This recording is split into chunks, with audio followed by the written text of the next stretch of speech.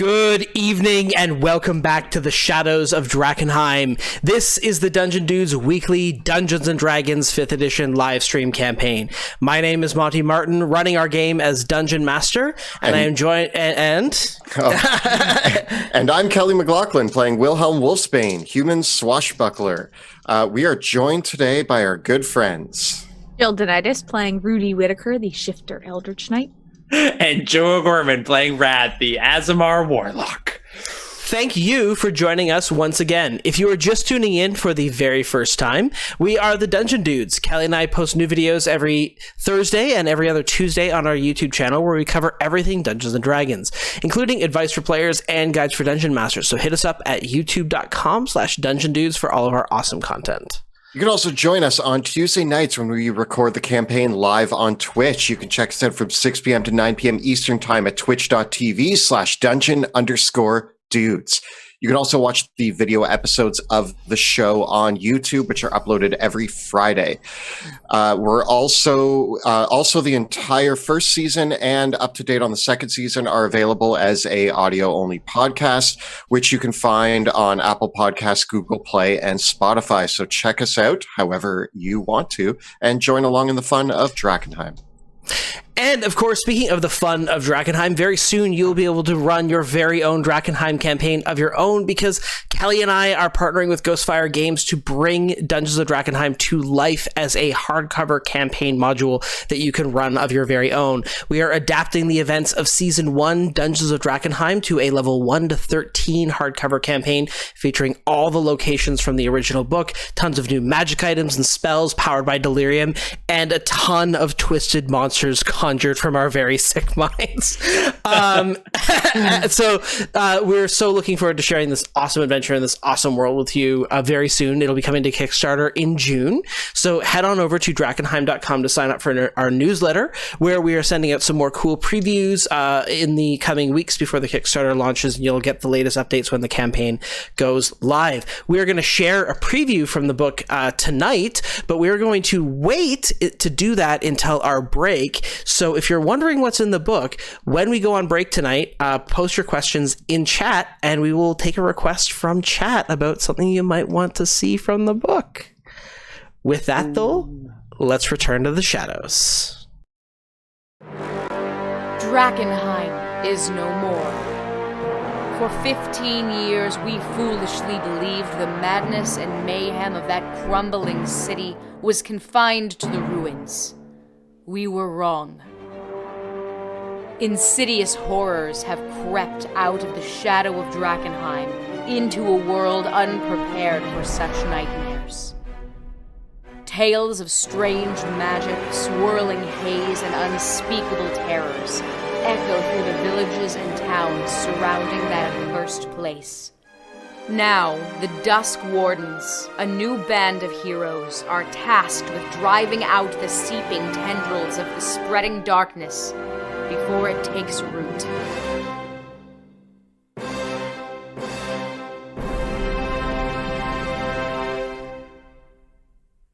And welcome back to the Shadows of Drakkenheim. When last we left our heroes, they were on the docks of Aschaffen, battling against the nefarious aquatic forces of the Duchess and the mutated creatures of the deep that have been swarming the shores. But our heroes have allies, having teamed up with the Silver Order to bring down this horrific creature of the deep. Having lured the Duchess out into battle by using themselves as bait, they have drawn this creature towards the docks of Aschaffen and laying a trap of their own, now aiming to harpoon the Duchess and drag it to shore. Talk about a fishing trip. Although not everything has gone quite according to plan, as the Duchess, anticipating this attack, had already had her own forces in place, and now the embattled Silver Order fights to hold off legions of Deep Ones, to which are swarming around the ballistas that have been set up on the shoreline. To prevent the Duchess from escaping, our heroes, Wrath and Rudy, have thunderstepped onto her back And when last we left, the thunderstep caused Rudy and Wrath to appear above the Duchess as she has taken, as Rudy has taken the immovable rod and is now about to shove it down the gullet of this horrific creature. So as you open up into the waters, you can see the slimy, mucus-covered form of this abomination. It is awash in tendrils and tentacles, and throughout its rubbery skin are several eyes dotted in irregular patterns, fins. It is like a gigantic fish, but one with a serrated maw of shark-like teeth in rows and rows around its puckered fish-like lips with catfish-like whiskers. And so as you it feels like for a moment that as you appear in the air above the water, as the surf and the water splashes around you, time is condensing as you see the horrific form of this creature up close.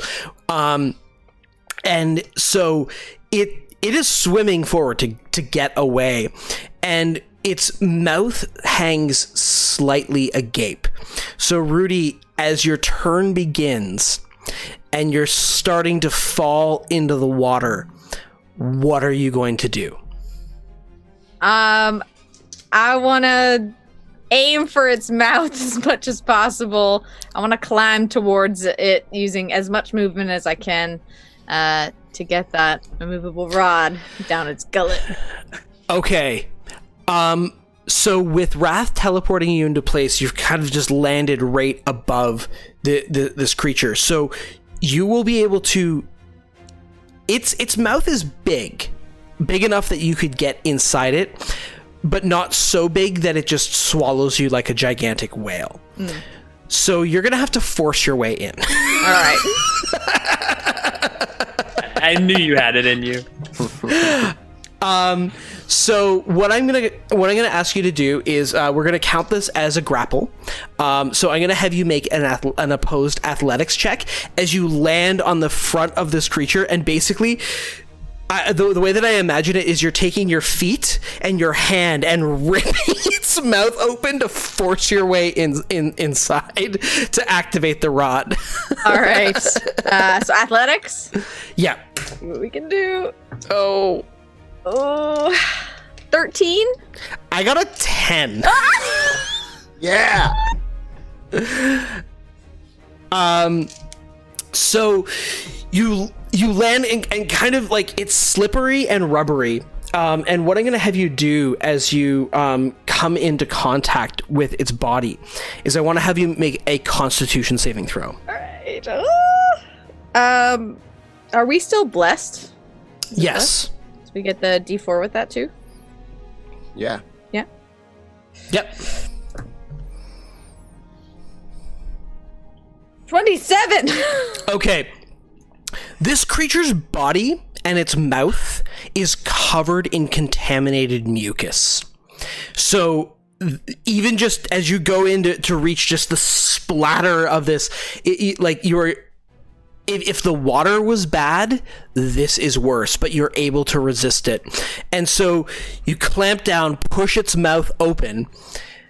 What are you gonna do? So what I hope to do is, if it's kind of clamped open, I want to kind of... and tell me if this is doable. I want to kind of dive in and click the rod inside, maybe not the back of its throat, but far enough in that it might have a bit of trouble getting it out. Okay. Alrighty. As you here's the question that I have for you. Okay. You could go pretty deep into this creature's gullet and make sure this rod is going to be secure. But if you do, you're going to have to release holding its mouth open. And its mouth will slam shut. But if you just want to set the rod up here, it might not be quite a good a catch. Okay. And it's moving in a direction. It is moving, but this is all happening really, really fast. Okay. And it knows you're there. Like, if give me an insight, just a really quick insight check. A natural 20, but I have a +0, so. Okay. Already this creature is convulsing and trying to upchuck you, right? And move away. So if from the way that its body is moving and the way that it's responding to what you're doing, if you don't go deep with this immovable rod, it's going to be significantly easier for it to get out. All right, I'm going in. Yes. Okay. Yep. All right. And then Okay. You release. So in doing so, you let go of its mouth, and you are now inside the gullet of this creature. And then I click the immovable rod, again, getting as kind of far back to the back of its throat without going down into its stomach as possible. Its mouth slams shut behind you. All right. And you take 10 points of acid damage. Oh. Come on, D&D Beyond. 10 points. Okay. And then its mouth is shut. I still have my bonus action, correct? Correct. I am going to second wind. Getting some of that back. Oh, yes. And I rolled a 9, so 17 heal. Nice. You hear in your mind, you say, devoured, drowned in the deep. You cannot bind me here.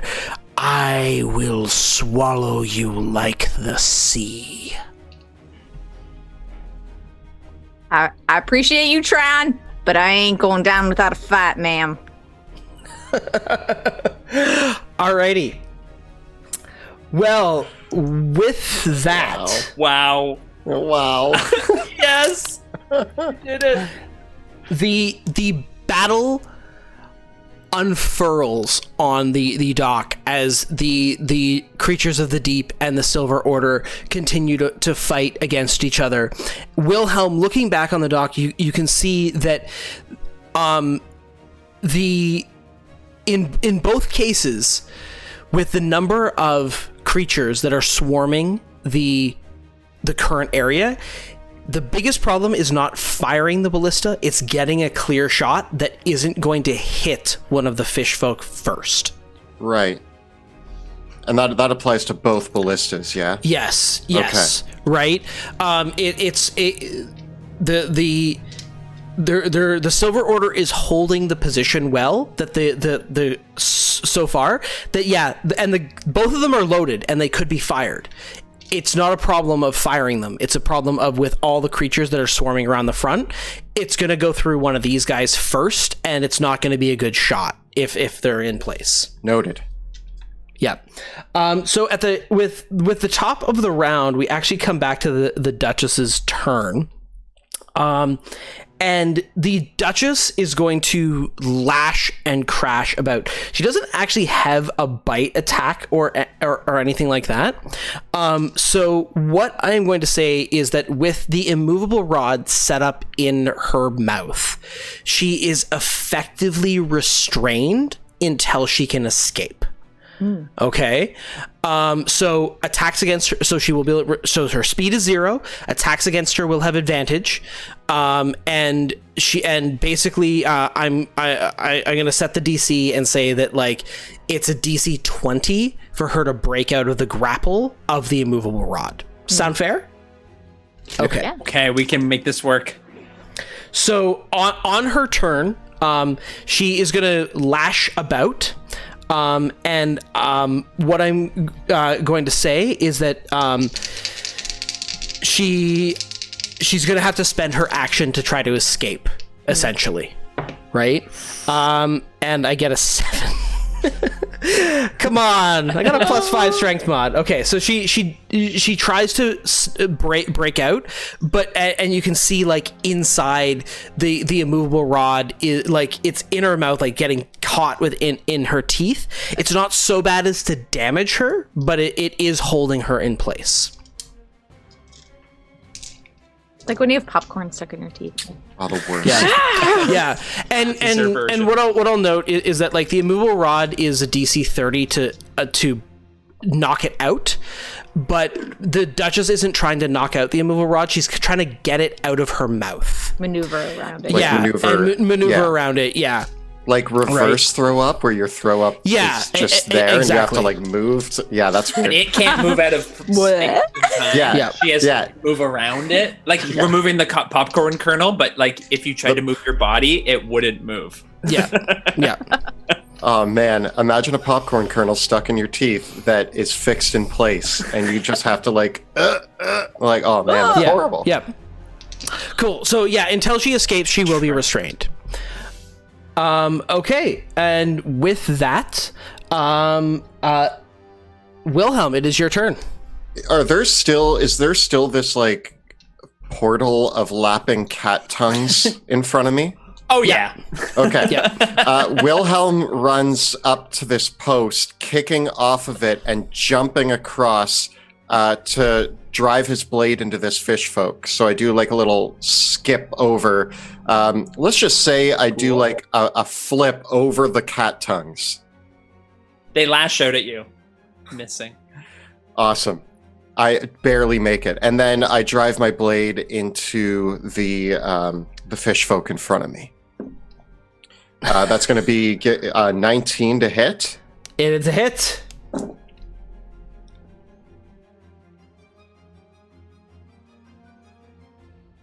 That was weak damage. Okay, 14 still. It's still enough to kill. Awesome. So I jump, I drive my blade into that fish folk, I fling him off the pier, and I turn, and I'm actually going to fire at... I'm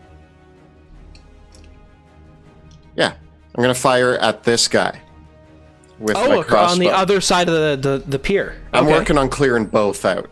Oh, okay. I'm going to try to make room. So I fire, getting an 18 to hit. A solid hit.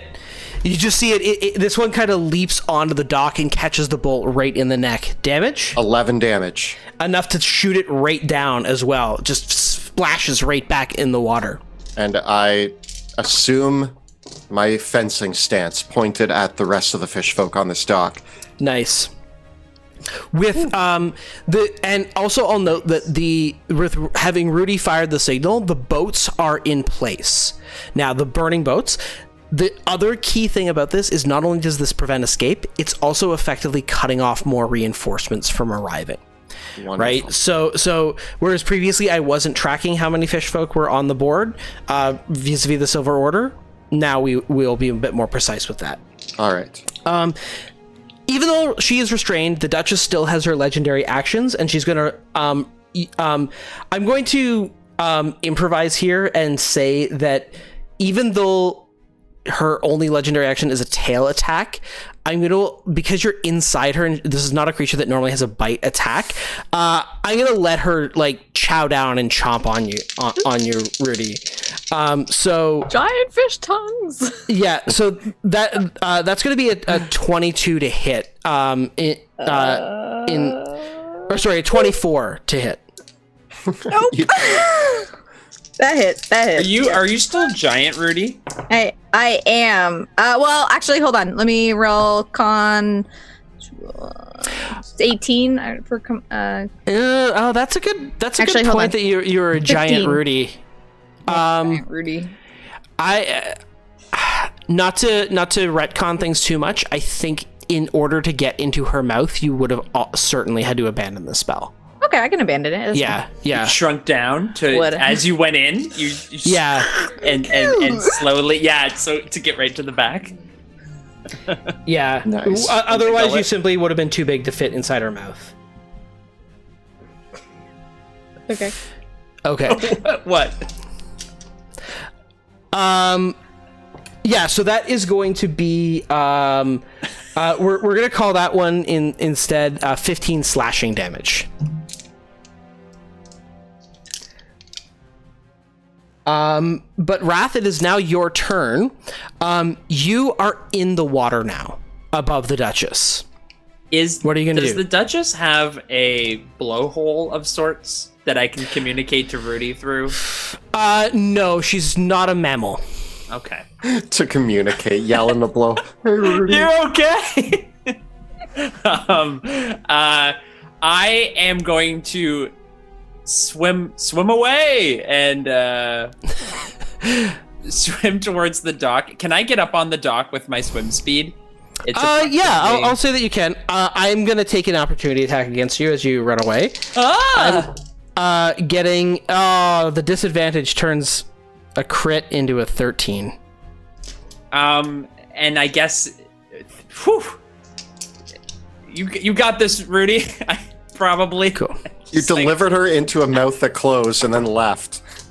Nice. Jeez, I've always trusted that Rudy's fine. And I'm gonna take a shot at the Duchess. Okay. To start. Cool. I'm gonna try to blow her up from the outside. I got a 23 to hit with advantage. Oof. Yeah. For 11 damage. And I'm going to then turn and fire on one of the unsuspecting fish folk with the help of Bruce. Nice. So Bruce is going to fly in, and so I kind of follow suit with Wilhelm. I got like a 26 to hit. Nice. For 15 damage. Oh, that blows another one away. Boom. And so just like coming out of the water, I dolphin out of the water again. And then more of a crow. I don't know dolphins. I've never met them. And then I shoot my Eldritch Blast at the Duchess, and I turn and shoot another at an unsuspecting fish folk to free up the nice the ballistas. Nice. Alrighty, and you are not in the water anymore. No, I got out of there. Okay, so you don't need to save against contamination. That's so scary. Okay. Next up, then, the Duchess will use her other legendary action to chow down on Rudy some more, getting a 20 to hit. Shield! Okay. It's like Oh, man. Yeah, just that is the worst jawbreaker ever. Wow. Popcorn, jawbreaker. She's not having a good time with these snacks. Yeah. I guess she's finding you quite indigestible. Rudy, with that, it is your turn. Okay, so I'm assuming I'm just in her mouth. Yep, you are in her mouth. All right. Okay, am I close enough where I can try to open her mouth, or do I have to make my way towards it? Yeah, I'm gonna say it's gonna cost you 10 feet of movement to get back to her mouth. But yeah, you could get to the toothy maw and try to make your way out. Okay, and then I'm gonna try to pry open her jaws. All right, give me a strength check. All right, and that I am not enlarged. Yeah, so this would be athletics. Yeah. Does Bless work on this or no? Bless applies to saving throws and attack rolls. Okay, no. I don't think it applies to ability checks. 12. I get a 14. All right. So you are stuck inside her mouth. No, Rudy. And I'm gonna say you take another 12 points of acid damage and give me a Constitution saving throw. Oh, that's good. 25. Okay, so no contamination. And so I'm trying my best, and I'm like, nah, I miss being large, Rudy. And then as my bone, I would say, like, as the Duchess is trying to wrestle her way off the immovable rod, like her mouth is opening, right? But it's a toothy mouth inside, like it's razor sharp teeth, right? So she's lashing about and opening and closing her jaw, and like I just imagine you like shoot your arm out, and then she adjusts her position, and it like there's like reflex motion. It's really awful. Worst bouncy castle ever. So then as I'm going, I'm like, I need a little bit of help here. And I use my bonus action to shift into my bestial form, get more wolfy looking, and I gain 11 temporary hit points. I want to know about Rudy's history with bouncy castles. Yeah. Listen, when you have, bouncy castle 10 children, you at least have 5 bouncy castles at their birthday parties growing up, so. Very like leather though, made out of like, you know, deer hides that we have made. We work it out. Alrighty, we go to the top of the round with the Duchess. Although actually with this, before we get to the top of the round, several of the fish folk are going to turn their attention back around to some of the folk that have come this way now. So they're going to rush towards their positions here. So these 3 are going to throw their spears at you, Wrath. Uh-oh. Getting a natural 1, a 17, and a 16. The 17 and the 16 both hit. Alrighty, that will be a total of 10 points of piercing damage. Wilhelm, to attack you, I get a 17 and a 9. The 17 hits. That'll be also 5 points of piercing damage. I will take 3. Do you round up, right? For damage? For when I use... Yeah, make it 3. All right. And right. the cat tongues dissipate. They fall into the deck boards. Back to the cat door. Alrighty. So, the Duchess is going to try to escape from the bonds of the immovable rod. She gets a 15. She's getting closer. She's getting closer. The dice, literally, when you said no, Joe, the dice stopped rolling at that moment. I was like, Yeah, suggestion. Remember that? Wrath. Yep. Little, Psychic powers over the DM's dice? Tell me more. won a lot of dice games by saying no. Screaming it. all right. With that, Wilhelm, it is your turn. All right, I'm going to fight my way through these fish folk. The first one in front of me, I am... Actually, okay, hold on. Is there a way I can get sneak attack? Can I try...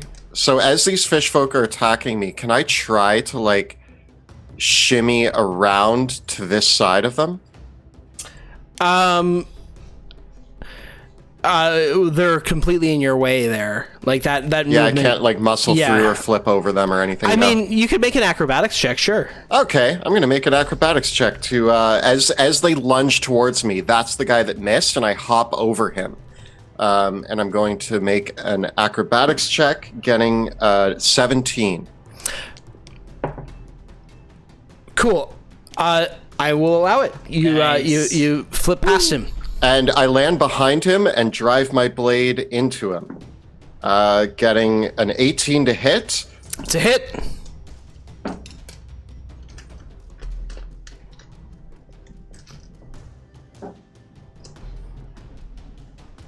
That's going to be 27 damage. I think he's dead. Very much so. And Nice. I'm going to take my crossbow out and I'm going to shoot the one that I also kind of hopped past there.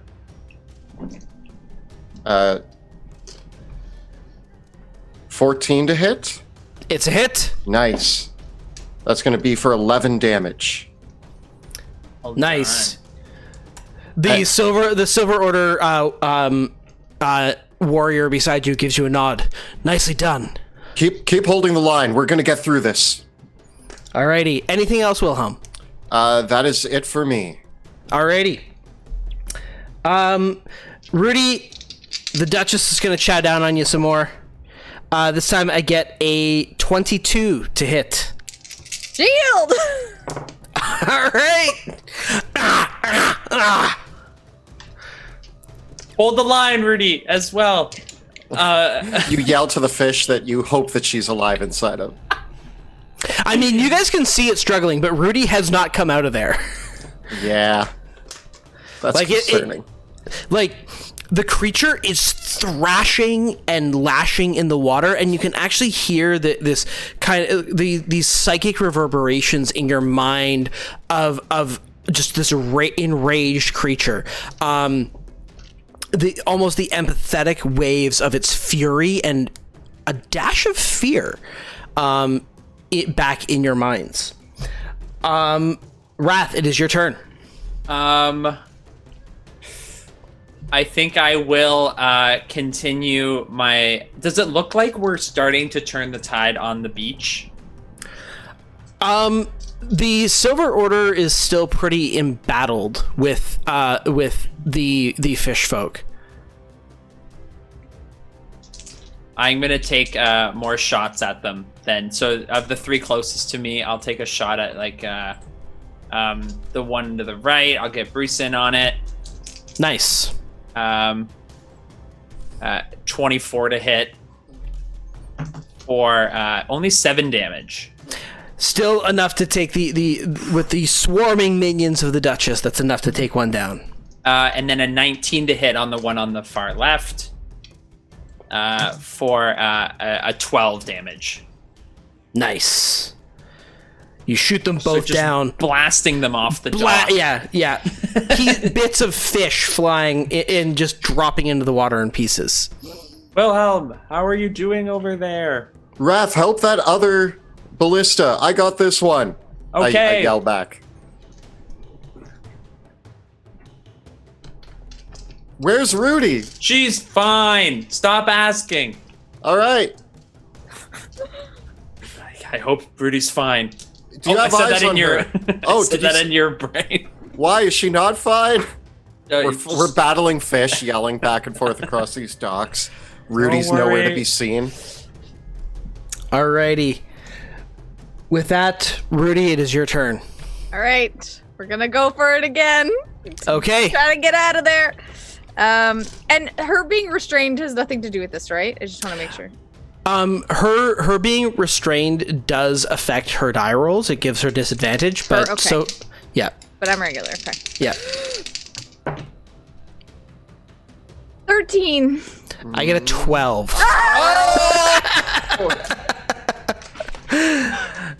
All right, so you're able to wrench her jaw open. What do you do next? And all you hear is oh, as I open the jaw and Misty step out towards the dock. Yep. Gonna do that.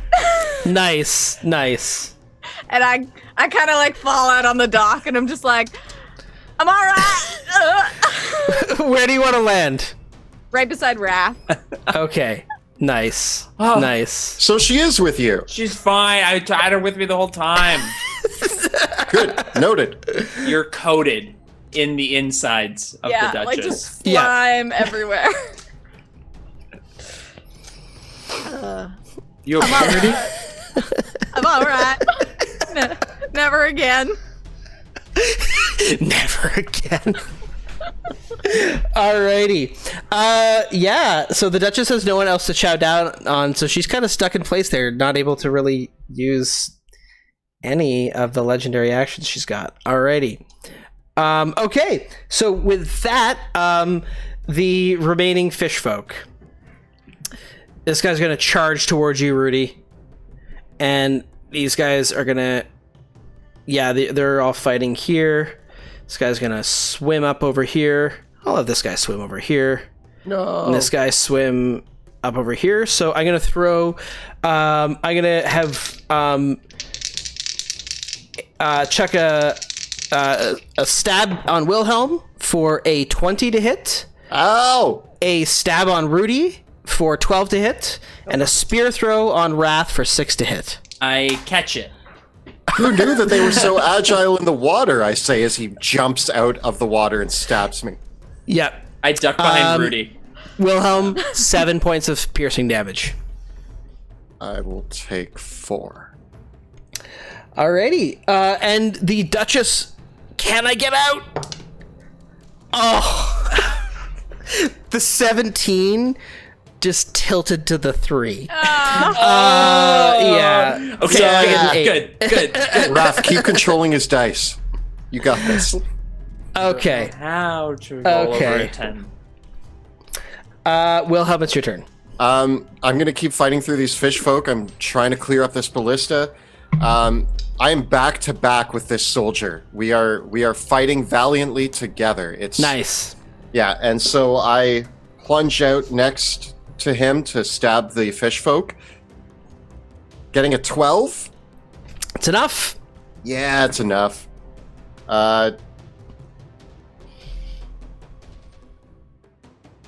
Doing 30 damage. Okay, it's very dead. And then I stab him through, turn to the one that stabbed me, who's just climbing off the dock, and I shoot him with my crossbow, getting a 13 to hit for 9 damage. Nice. Alrighty. Actually, with that, I'm going to race over here so that I'm by the ballista. Alrighty. They say, as long as your friends get out of the way over there, I think we can get a clear shot at her. Huh? Wrath, Rudy, down! Well, next 6 seconds. Wrath, it's your turn. Can I? Yeah, we have time. I want to.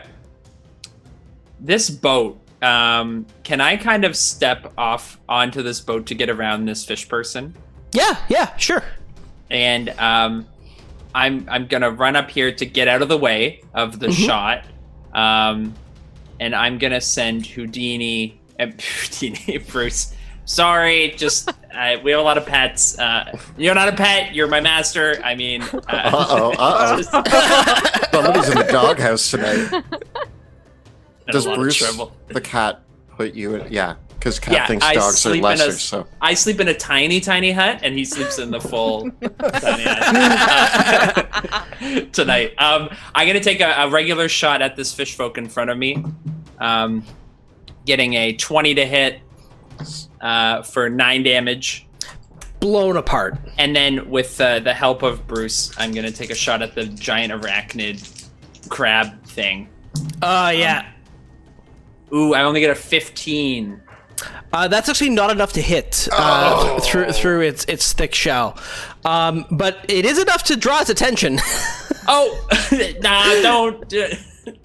Rudy, it's your turn. All right. Is Houdini still around? Yeah. Yeah. Okay. He flies over. I'm not on there. He's gonna help me with this fish folk right in front of me. That's an 18 to hit. Nice, you got it. 9 damage. You cut them down. Filet-o-fish. Ooh. And then we're gonna move up here with Houdini, and then I'm going to since I can't reach anyone, throw some hand axes. Nice. 23 to hit. It's a hit. 11 damage. And 22 to hit. 6 damage. Nice. 2 kills. Wow. And then The I'm rolling gonna axes. try to roll. So I already have temporary hit points, but if I roll the maximum, then no, I didn't. So I'll keep my 11. Alrighty. The fish folk. This charges forward at you, Rudy, bringing its claws down upon you with 2 I'm attacks. so sorry, Rudy. It's okay. Getting a 25 and a 24 to hit. 2 hits. All right. So both the pincers hit. You are grappled. And you take a total of 22 damage from the pincers. And as it grabs you, it pulls you in, and these tentacles come out from its face and mouth and begin wrapping around you. Make a Constitution saving throw. Oh no! And we're still blessed, right? We're so blessed. We're so blessed. We're so blessed.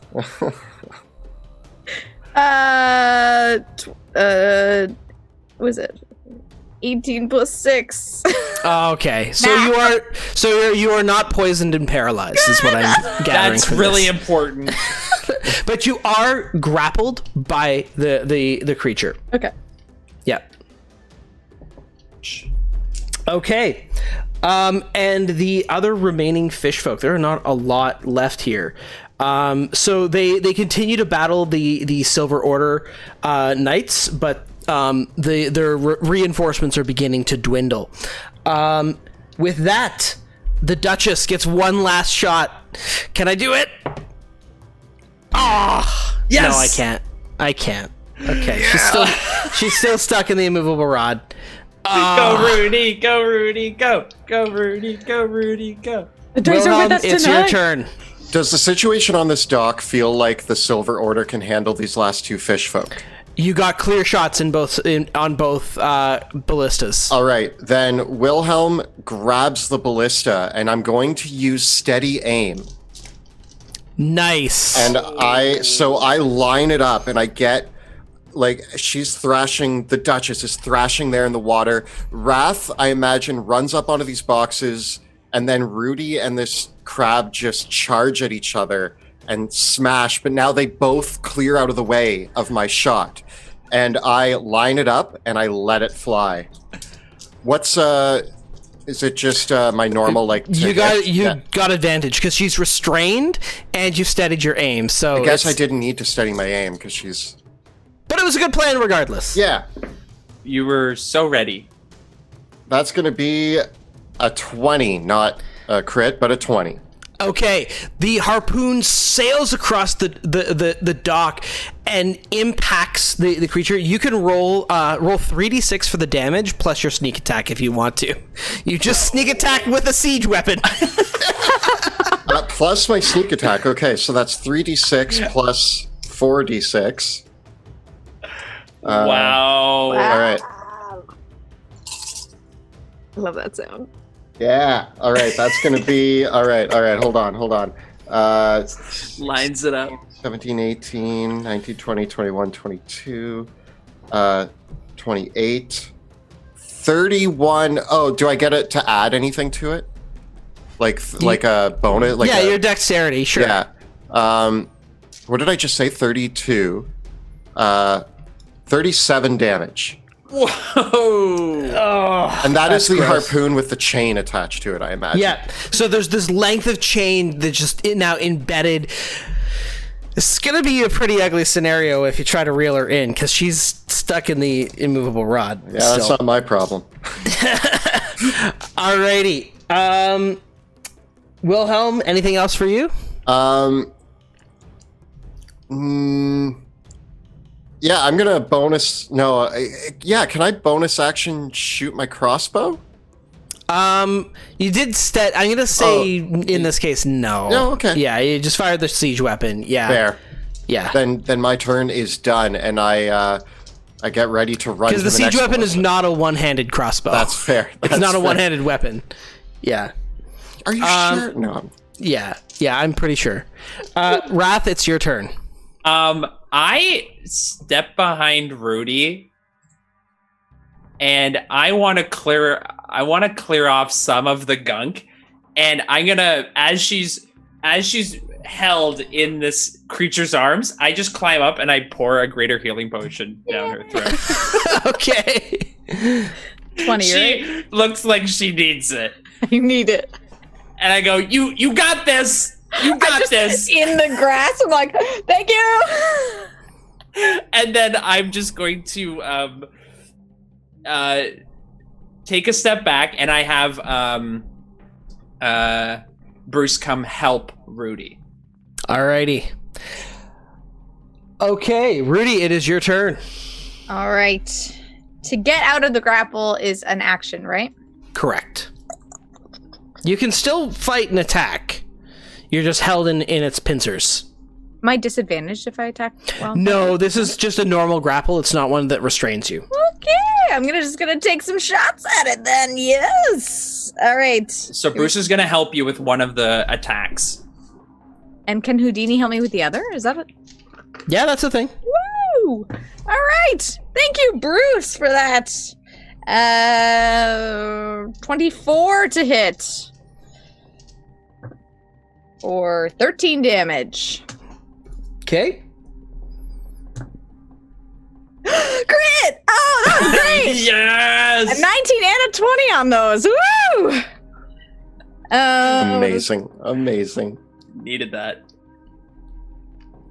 With full damage. Oh, man. Maths. 21 damage. Oh. Alrighty, that is a heavy hit. Anything else, Rudy? My third. I'm using Right. bonus to do my third, and I got 15 plus 8. That's gonna be enough. 23. Yep.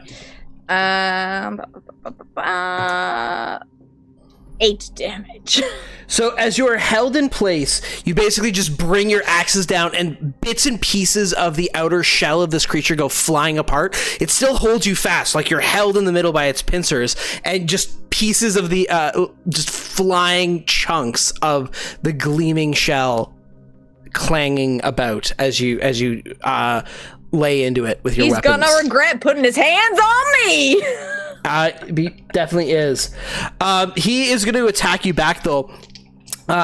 The tentacles continue to lash around you. Give me another Constitution saving throw. Come on, Rudy.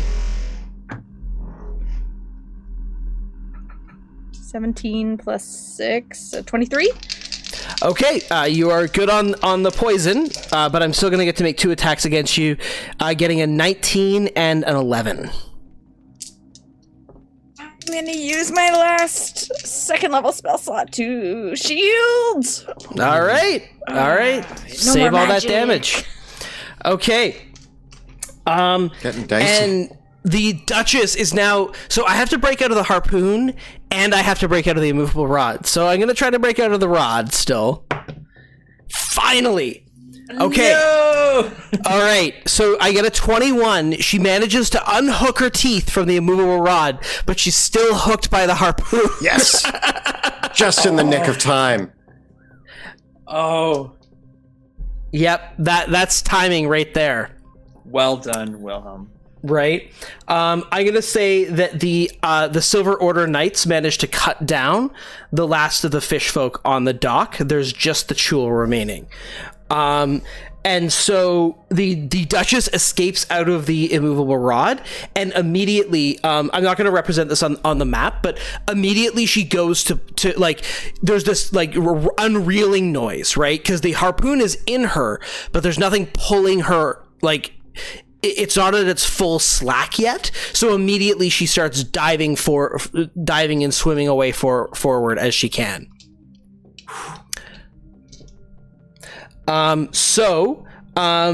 Next up, no one has fired the other harpoon yet. The Silver Order Knights say, do one of you guys want to fire it, or do you want them to just take the shot? This is the Wilhelm ballista. I just fired my ballista. Theirs is in the boat. Yeah. house Okay, there. then I trust them. take the shot. All right, they're going to take the shot. Does one of you guys want to roll it? Wilhelm. Sure. Okay, they get a +6 to hit. Okay, cool. That's going to be a 21. They get it. The ballista shot goes proper. It's 3d6 points of damage, but it's not they don't have any extra bonuses on top of that. That's fair. We're looking at that's 12 damage. Okay. Nice. So the two harpoons are now in place on the Duchess.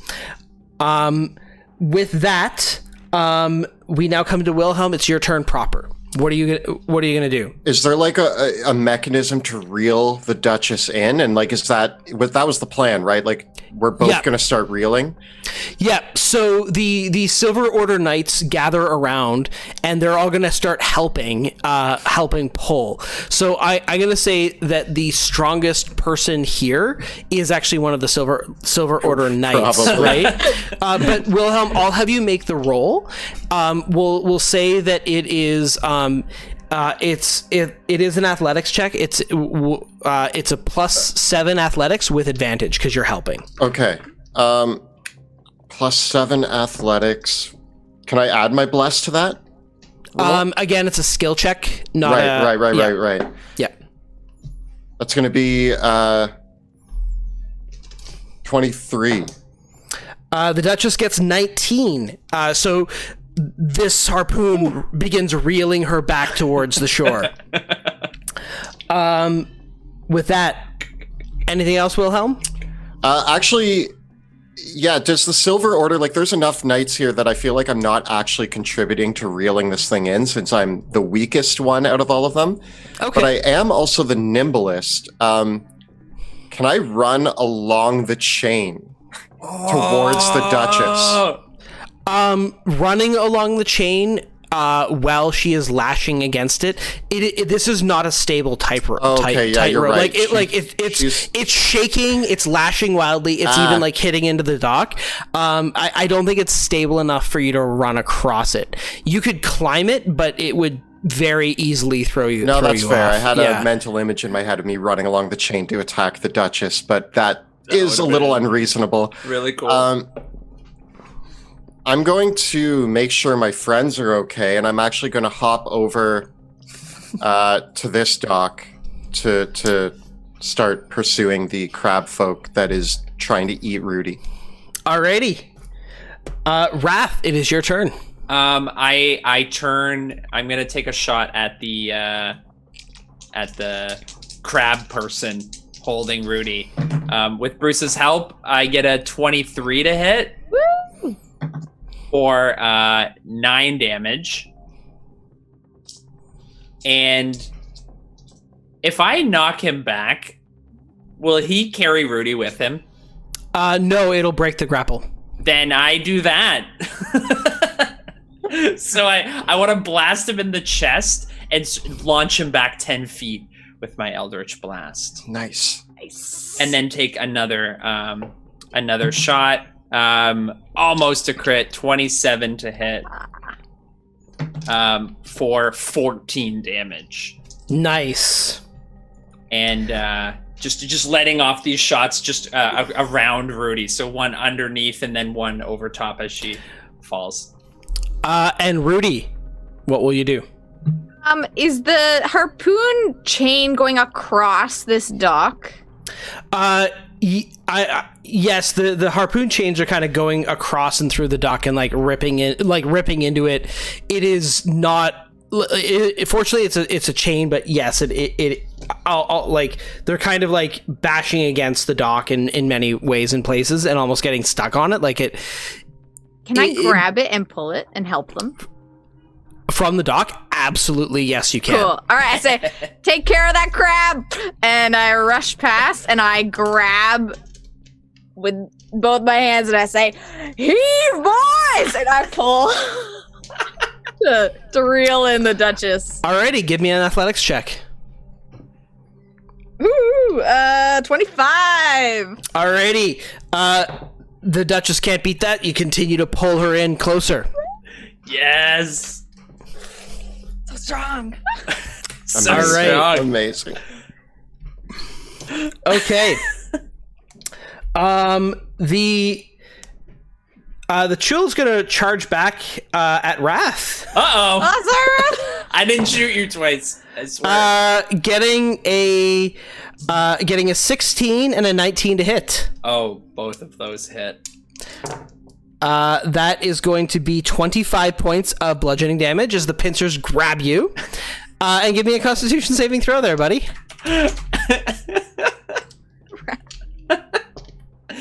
Con.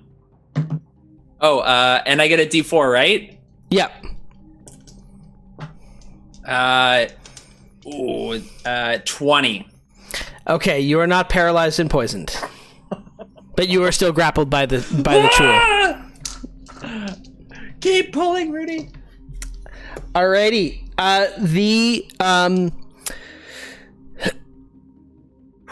With that, the Duchess is now grappled by both of these harpoons. She's gonna try to break out of them. I'm gonna give her disadvantage basically because she's got to break out of both of them. Rudy, you can roll an opposed athletics check on the one that you're pulling because you're the lead puller now. And Wilhelm, if you could roll for the other one. Sure. And again, it'll be a +7 from the knights. 26. 10? Yeah. Okay, so Rudy, with you leading the effort, actually, you rolled a natural 1, didn't you? I too. A 2? Okay. The Duchess is able to break forward, and almost if she gets another pull like that, the harpoon's gonna burst free from her flesh. We will stop it. Okay, so it's a bit of a race to reel her in before she can break out of the harpoons. Sometimes you gotta give people slack. You can't just keep pulling. None of y'all fished before. Wilhelm, it's your turn. I'm gonna bonus action. I see this thing pick Wrath up and start wrapping its tentacles around his face, and he's screaming. And I'm gonna bonus action dash to get up, and I'm gonna climb up this thing's back and try to drive my blade into it to save my friend Wrath. Nice. That's gonna be 25. It's a hit. I would hope so. All right, so that's gonna be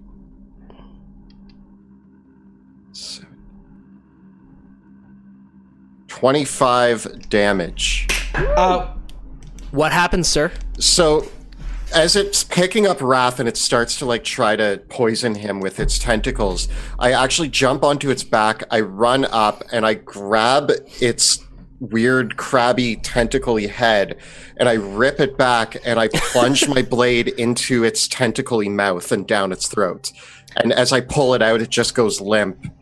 And I turn to Wrath, and without even skipping a beat, I don't even say you're welcome or anything. I just turn to him. I'm like, okay, focus fire on that Duchess. You need to get out there. Go, Wrath. Alrighty. Wrath, it is your turn. You see Rudy pulling the chain, the Silver Order Knights pulling the other ones, slowly hauling her towards the shore. What are you going to do? I reach into my robes and I reveal the Pearl of Power. And I quench its thirst to gain back a 3rd level spell. Okay. I turn to the Duchess and I cast Hex on it. Okay.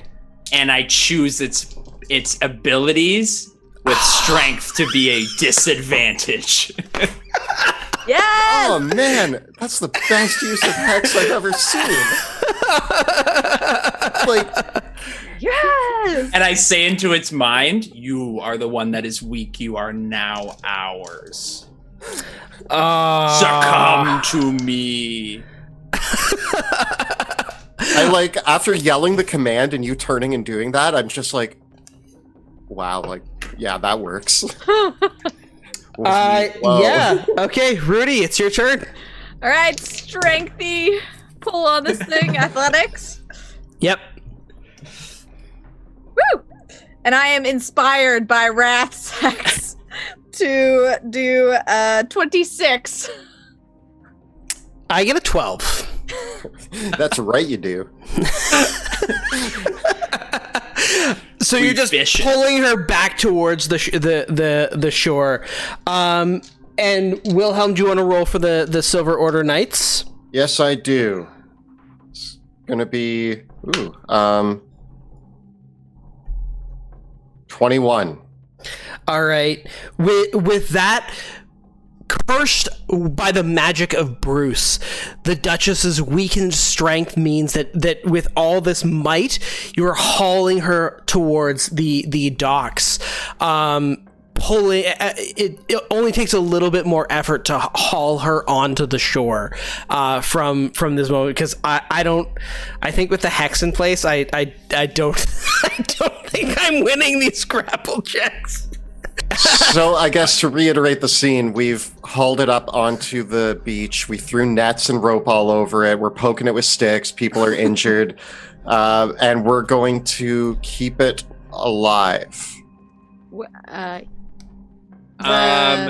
Should we talk to the commander? Not commander? Is that not? As you haul the creature onto the docks, the night captain, she lands from the skies above, and she says, "There's those flames better hold. If we're gonna do anything, we better do it now, because there's a whole ocean of those things that are coming towards us. There's a lot more on the other side of the flame barrier. We better decide what we're gonna do quick with this thing." We end it. I agree. If this thing is controlling all of those fish folk, without it, they'll be lost and hopefully disband. Or maybe return to some semblance of their sanity, although that's doubtful. But I think that this thing is too dangerous to be left alive. Rudy? You hear in your minds this wail, "Spare me! I can tell you secrets great and terrible, what you wish to know. I can offer them. Spare me! You know not what you do. Don't, no!" And I approach her with my axes. And I say, "You know what? You can keep your secrets. I'd rather keep my friends and family safe." And I raise my axe. Do it, Rudy. And bring it down on her. Rule number 12, stand up to bullies. As you raise your axe, the creature speaks out one last time. "Do you wish to know where it comes from?" No. Oh! And the axe comes down. Wait, Rudy! And that is where we're going to take our break. And we are back from our break. We have taken our short rest, replenished all of our consumables, and we're ready to play some more D&D. But first, we asked before our break our chat to ask us what they would like to see as a preview for from the book. And we got a lot of different questions about like plot lines, about what will be in the book. One thing that I actually will clarify, for those of you wondering, one of the most difficult parts of writing this book was actually pulling Sebastian, Veo, and Peludo out of the world of Drakkenheim and leaving those threads open for your characters. So while Sebastian and Veo and Peludo do appear in a cameo in the book, and you can use them, their stories have been left for you to pick up with your own characters if you want to. So many of the elements and characters were strongly associated with the original characters have been kind of scrubbed out of the book to make room for you and your players and your characters to add on in. So very much the story of Drakkenheim that you will tell is about your players and their exploits, and Drakkenforce can be there if you want to bring them in, but they're going to step aside to let your characters take center stage. So for those of you wondering, like, are things like Saul Jackson and Lenneth Eventide in the book? Actually, the only exception is Veo's dad, who is pretty still in there. He's pretty. Yeah, ended up being Tobias Crowe. Tobias he's Crowe still the local blacksmith. He's still the local blacksmith. But and there are still some Caspians running around and all that good stuff. But how much you want to make those an important part of your campaign is really up to the players that you do. But to put this down, Lord Samael was the first to ask this, but several others asked as well, I think, wanted to know about the monsters that are going to be in the book, and a preview of maybe some of the monsters that are going to be. We can't show any of the stat blocks because they're in draft form, but we can't talk about what some of them are. Kelly? Well, one of the things that you guys should know is we actually have two types of monsters that are going to be showcased in this book. The first is we are doing things like taking stat blocks that already exist and adding in new abilities that turn them into Drakkenheimified monsters, such as the Warp Witch, which is going to be a ghost with some added horrible abilities that basically when it possesses you, it also contaminates you. And it's going to be awful and terrible. And then we have the bespoke new stat blocks that we've created for Drakkenheim. And we've made many. A lot of the famous monsters from the campaign had to be redesigned with their own bespoke stat blocks, which was a ton of fun. So expect scarier versions of what you saw in the stream. But we actually wanted to display the lowliest of our monsters that we created. Something that happened in season 1 is the Rattlings kind of took over a lot of the low-level encounters because of choices made by the players. But if the Rattlings hadn't been so prominent, there's also a lot of horrible things that happen to you when you get lost in Drakkenheim.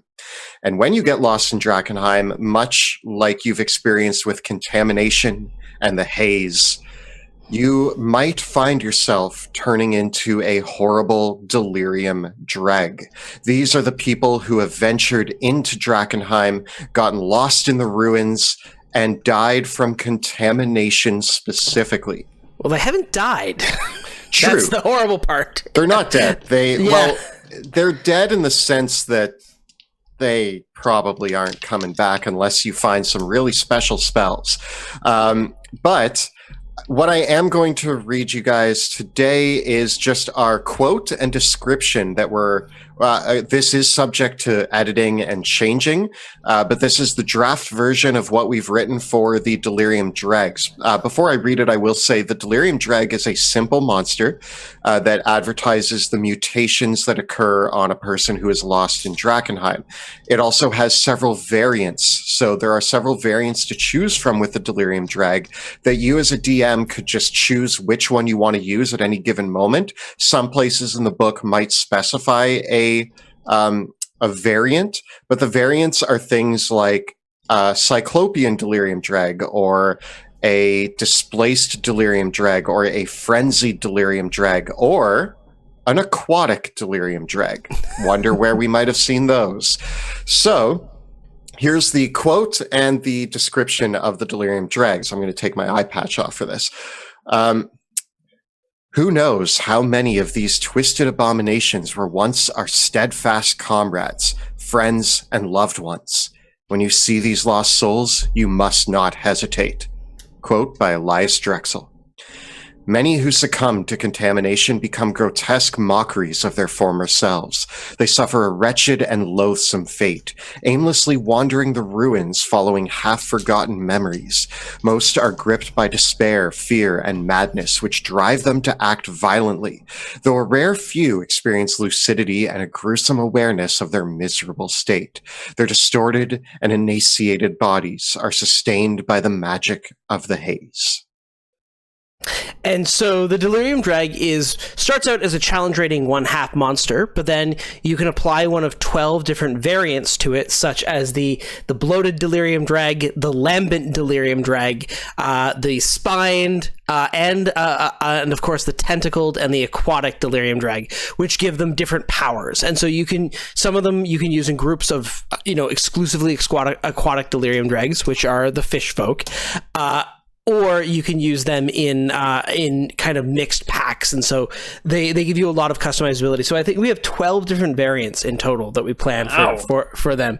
Yeah, and there's also bigger ones too. Yes. There's bigger ones, and there's far more horrifically distorted ones as well. So it gives you a lot to play with. And one of I think the other fun things about the Delirium Drag variants is that not only could you apply these variants to a Delirium Drag, but you could take basically any of your favorite monsters from other source books and apply these abilities to them, and all of a sudden you've got a Drakkenheim monster. So it's really, really easy to take any of your favorite creatures from other source books, and we actually give you a couple tips on what to do to take a monster from another source book and really easily Drakkenheimify it and make it suitable for Drakkenheim. So awesome. That's kind of the cool stuff. A couple people highlighted some cool questions about the show, and I would love to get to, because a few folks have highlighted their messages. Just want to say we're very excited. I think we mentioned earlier, a few people were asking about characters like Lenneth Eventide and other characters that kind of follows into Sebastian's plotline. So that is one character that actually does not appear in the book, and we've kind of massaged that back out again. Something I will say is, if you are a huge fan of the first season of Drakkenheim, you are going to notice Easter eggs throughout the entire book. Yes, the book has been stripped of the story of Sebastian, Veo, and Pluto, because that was our character story, and you are going to tell your own character story. Mm-hmm. But we know that everybody loves the show as much as we do, so we have very purposely littered the book with references to characters and phrases. You might see some Untold Tales references. You're definitely going to see a ton of season 1 references. You might even see some season 2 references pop in there. Yeah, and this is basically because we felt it's super important with Drakkenheim, with our personal, essentially one of the cool things about this, though, is that if you did find those elements inspiring, many of them live on as our personal quests that you can give to your player characters. And if you had a favorite element that you like to explore with your own players and say, yeah, actually, I want to have a player that maybe explores a similar story to Sebastian's, the personal quests, you will see in the backgrounds and the personal quests all the pieces that you can put back together again to follow that plot line if you want to explore that yourself. But we actually aren't forcing that on you if your players aren't interested in with that. So the pieces are all there, but your characters are going to drive the story when you take this into your campaign. And so one of the actual disclaimers that we've actually put in the front of the book is, hey, you might see a difference between the book and the show, but we've and in many ways we've refined what we did in the show so that it's more playable for someone else to take it and play it. But of course, if you see elements that you really want to borrow more heavily or more lean into, you're the dungeon master. Change it. You've got the creativity to do that, and this is our inspiration for you to take that further. And there's a lot of open-ended changes that you can make within that, because I think that sometimes for us, we wanted to create a story where you as the dungeon master and the players could really make it about your characters exploring our world, and bridge that gap so that it could become your world too. I'm so excited. Love it. I'm excited too. Yeah, indeed. And of course, the dead horse is there. The most important piece of Drakkenheim. Yes. It's really a sign. It's like the foundation. Of course, the horse. So with that, shall we return to the shadows? Yeah. Alrighty. Okay. Hope you all enjoyed that little preview. There'll be many more to come, and let us know in the comments below if you want to hear more. So with that, as Rudy's axe lands squarely, splitting the brains, the distorted, mutated brains and insides of this creature out over the beach, there is you feel this psychic resonance break out. And you hear a call as Sir Andrew, the other Sky Cavalier, lands and says, "The creatures, they're going back to the sea. They're fleeing. They're not going to pursue. The day's ours." Huzzah? And as the cleanup begins, you can see that during the fighting, several members of the Silver Order did lose their lives. There are a few fallen, a few people that are being tended to, and as things break, the Silver Order begins to gather up the fallen and gather the remains of the fish folk to burn them, essentially, as well, knowing that, you know, these were people once, right? And Gloria Hackfield says there's a lot to discuss, but I think we should put Ashchaffen to the torch. What do you think? I mean, I'd like to talk to Aubin about, does he have a safe place to go? I know he can't run the whole town by himself, so I agree with torching the place. There's nothing but evil left here, and this place is ramshackle and falling apart. It's fallen into disarray, and living in the shadow of this horrible encounter. I just want to make sure that Aubin is okay and has somewhere else that he can go. We can bring him back to Dransmond. Wonderful. Certainly. Then I suppose You did good. Have you ever considered joining the Silver Order?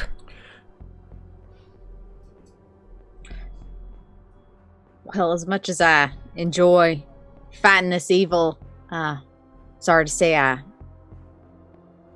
can't work in the same ranks as many of y'all.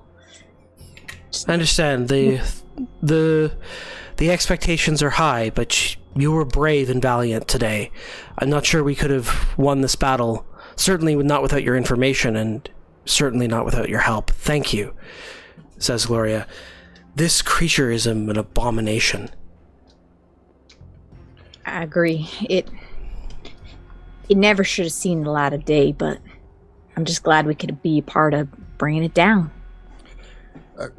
Gloria, have you encountered anything like this? Have you seen delirium have this much of an effect before? I've heard the reports from Drakkenheim and what has come out of that place. Creatures of unspeakable evil and abominations that are unlike any other monster that we've ever seen here. Looking at this creature, you can see the delirium in its body.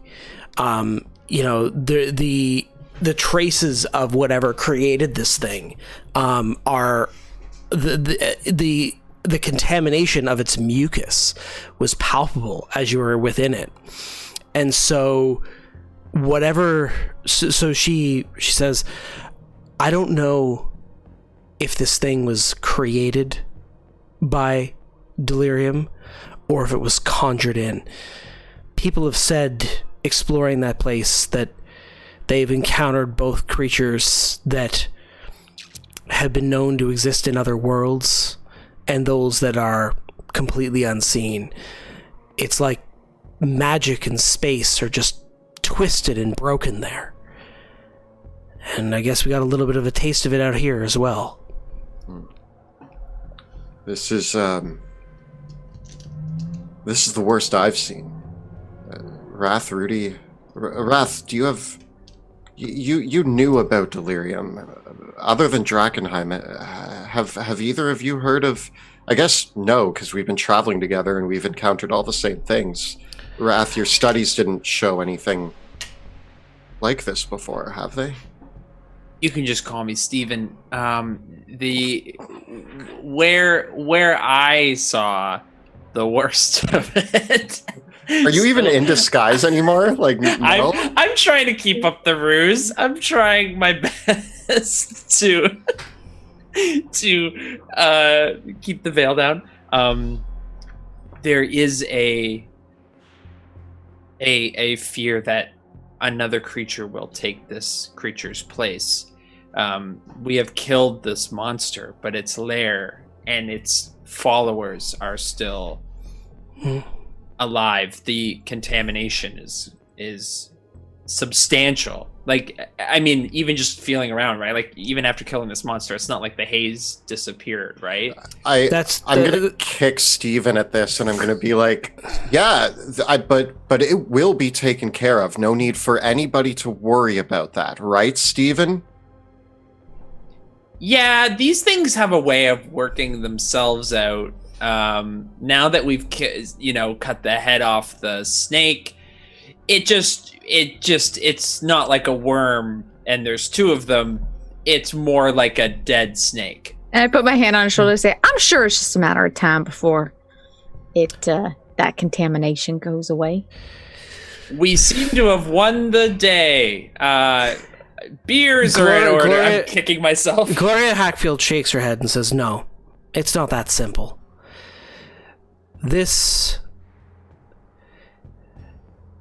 We didn't learn too much when the Silver Order was in Drakkenheim, but we saw one thing, and we knew one thing.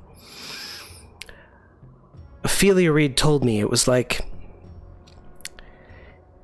Have you ever seen pollen from a flower? A flower that makes a smell that's really, really powerful, right? She said that she thought the stones were like flowers, and that the haze was like their pollen, that it was like a smell, and you could never get rid of the smell as long as the flower was still there.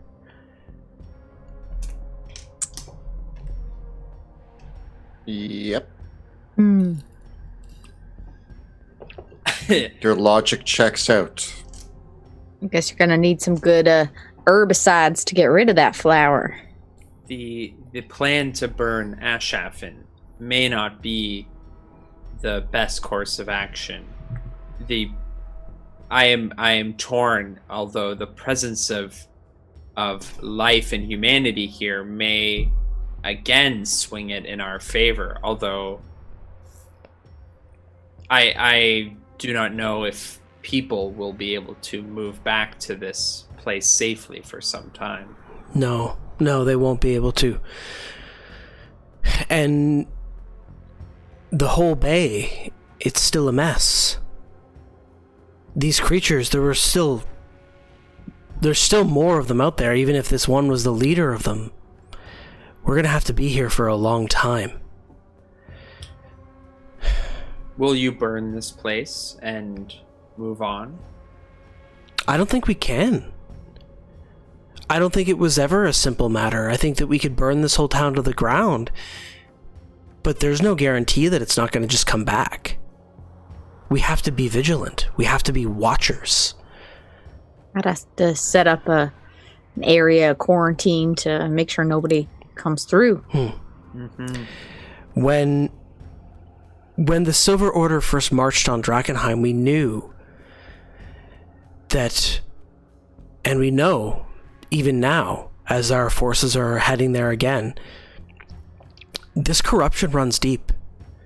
And even if we could snap our fingers and make it all go away in one night, which it doesn't seem as simple as that, it's going to be a lot of work to make sure that it doesn't come back. What sort of work? What needs to be done?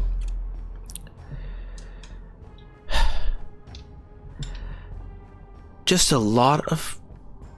Well, I don't think it's any one thing. It doesn't... I feel like we'd killed a big beastie here today. And I don't think it's going to be that simple.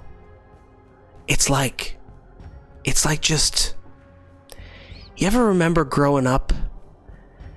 And, I remember growing up and you'd spill the bucket of milk. And you could say you were sorry. You could calm down your family. But at the end of the day, you still had to wipe up the mess. And that's not fun. It's not glamorous. You don't need a hero to do that. You just need to clean it up. We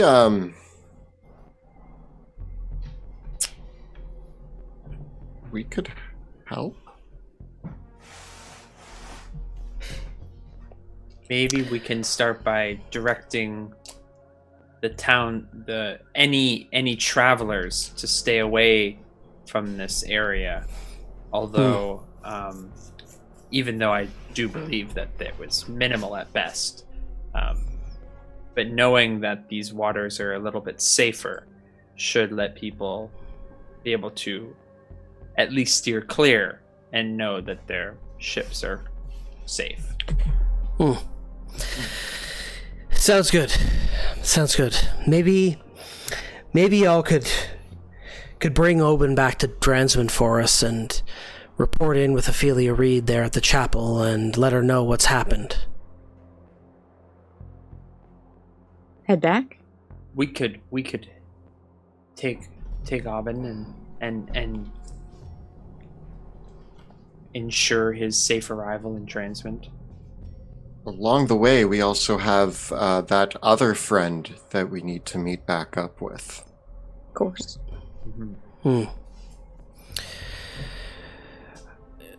This doesn't end the question of, what's in the water. We brought this creature out, but it feels like our work's not finished here. If you want to work with us again, though, we're gonna burn this place down. The lands are safer with the Silver Order being the caretakers of these lands. I think wow, I'm just in awe of all the great work you're doing and the service to your community. I think we're forever looking for more allies in our quest for hunting down evil around these lands. We know who to connect with and where we can go to give you more information when we find it.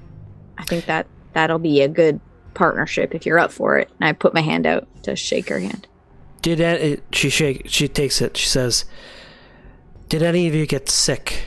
Well, from any of that, take on any of that contamination?" Not this time. And I cough up a little blood, like I may have gotten a little sick. I am a little bruised and beaten, but I am. I think with time I will recover.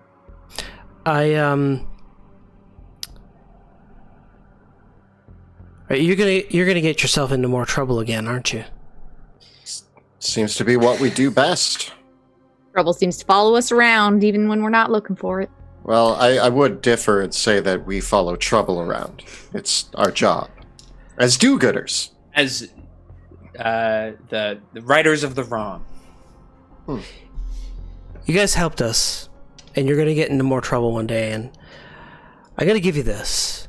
She reaches down to her belt, and she's got this rod that almost looks like a short mace, and it is engraved with sigils of the sacred fire. And she says, we made these. We don't have many of them, but this magic rod is the purest silver we have, and it's been blessed by forged in the fires of the Temple of the Sacred Flame. It's not pretty, but if you hold it to a contaminated person, you can draw on its power once per day to cast Purge Contamination using it. Ooh. That feels helpful. That's mighty useful. Seems like, you might be in a situation where you don't have one of us around. So, take it as a gift. Thank you. Thank you. You might also want to take your other one back. I think it might still be.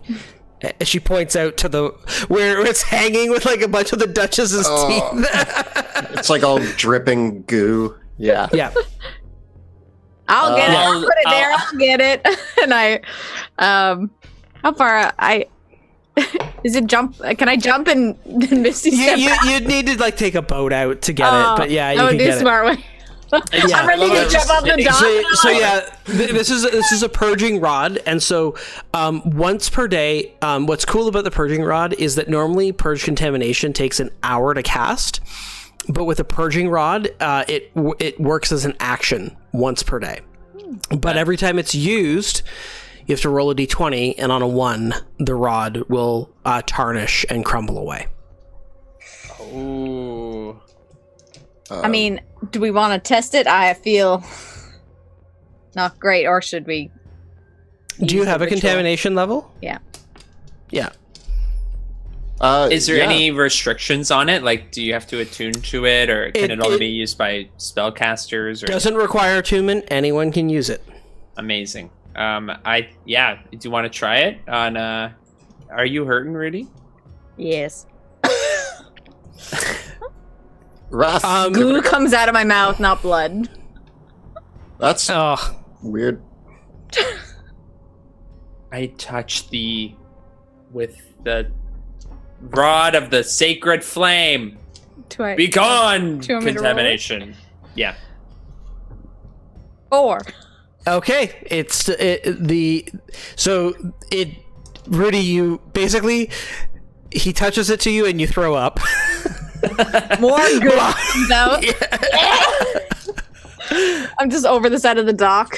I'm glad that the first time you used it, it didn't tarnish immediately. That would have been a really we broke it the first time. Can we get another one? No. That melts in my hand. And yes, it turns your 1 level of contamination into 1 level of exhaustion. Now, friends, we need to get back in touch with our. Well, we'll be going now. Thank you for bringing this creature down. It was a plague on the ships in the region and on the lands where the people are, and that was bad. So we're still in the haze here, so we should definitely we're gonna make our own camp. Do you want to share company with it? We can share a meal. We've got much to celebrate. Do you have anywhere private that we could do? Wrath, Steven, you're able to communicate with people who are far away, correct? We've a few miles inland. We've made a small camp in an old farmhouse. You're welcome to come stay with us there. It's just outside the edge of the mists. If you want to, otherwise we can meet you back in Drensman, but I would love to. But even if you don't want to keep working with us in an official capacity, you're brave souls. I appreciate that.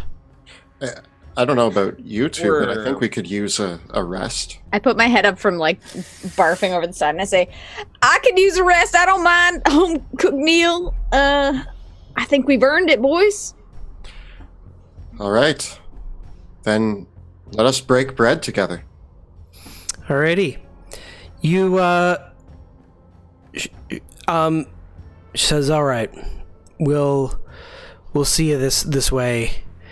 And is there anything else you guys would like to do in Ashchaffen before you leave? Because the Silver Order is pretty committed to burning the town down. In the town itself, no. I assume they're not going to try to burn down the mysterious lighthouse. That seems... No, that's not on their agenda. Cool. Yeah, and they're not burning down the Chapel of the Sacred Fire either. They're burning all the houses down, and leaving the docks intact. Interesting. I assume that we'll let River know and she can reach out. So I want to have an aside. We'll have to have. That's why I'm hoping for some privacy even at their camp. Maybe there's somewhere we can go. Yeah. Get over here. Yeah, if the three of you want to confer privately, it's not a problem for you guys to have that opportunity. Did you want to take that opportunity now, or did you want to continue to chat with the Silver Order? I think we should take that opportunity now. Take it now. Maybe on the walk to the camp, we walk a little bit behind and just ask for some privacy while we discuss what we're doing.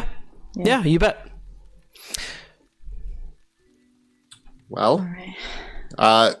First of all, Rudy, bravery. You went inside of the Duchess, and that was incredible. I was a little... I'd be lying if I said I wasn't worried for a moment. But again, I have all the faith in you, and you prove once again that you can handle pretty much anything. And you cleaned the rod before you gave it back, which is I'm super happy about. Thank you. I'll be honest, that's one of the closest I've come to death. And well, frankly, I was a little frightened, but I'm glad we worked it out in the end. I think, all of us really played our parts in taking down the Duchess. So thank you, boys, for having my back. Always. You had mine, Rudy. And this creature could not live, and I could not have done it without you.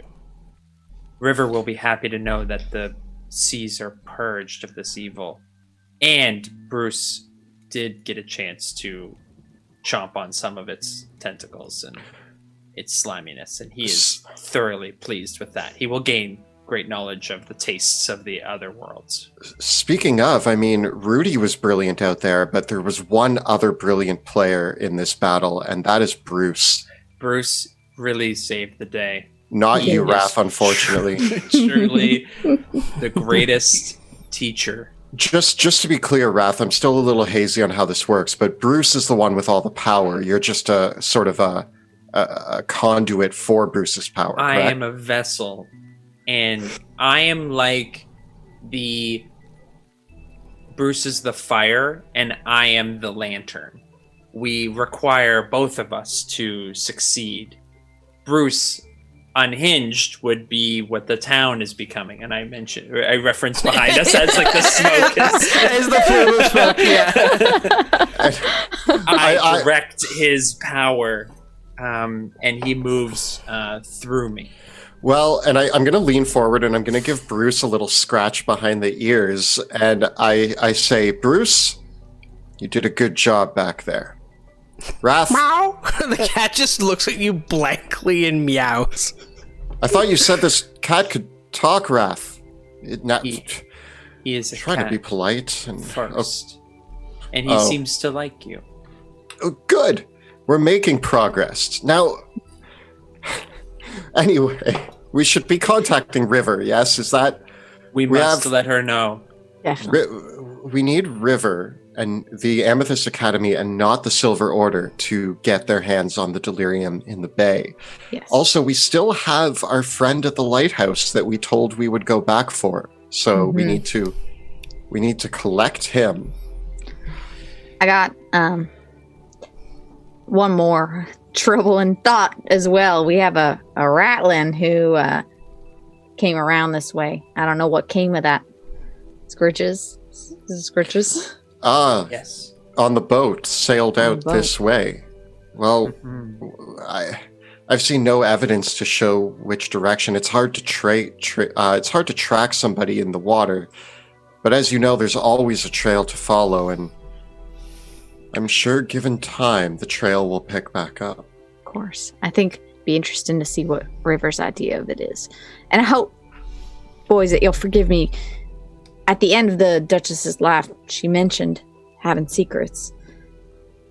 And I think we did the right thing and ended that temptation. You know, I've gone the easy path, taken temptation before to try to solve things, try to get things done, and it's only led to death and destruction.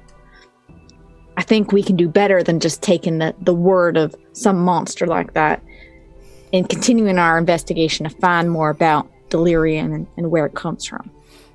Rudy, I know that you're a very passionate warrior. It's the big difference between you and I is you act on passion and I try to act on logic.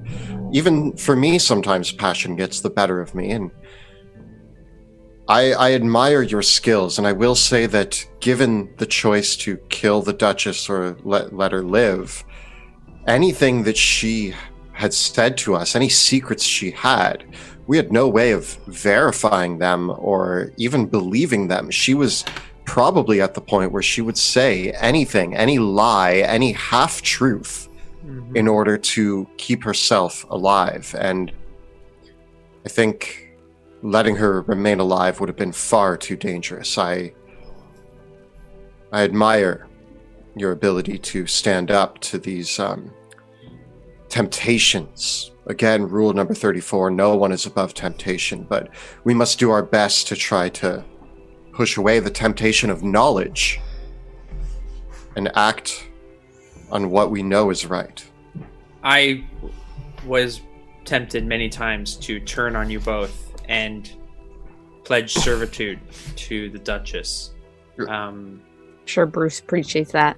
Yes, and Bruce and I conferred that maybe we could steal its power and play some kind of long game, even just to understand what it knew. But I agree with Wilhelm. This creature was in shock and pain and was at the edge of the cliff, and it would have said anything. And I have seen the look in your eyes as it harnessed control over you. It had untold power, and as we backed it into the corner, who knows what terrible things it could have unleashed on us.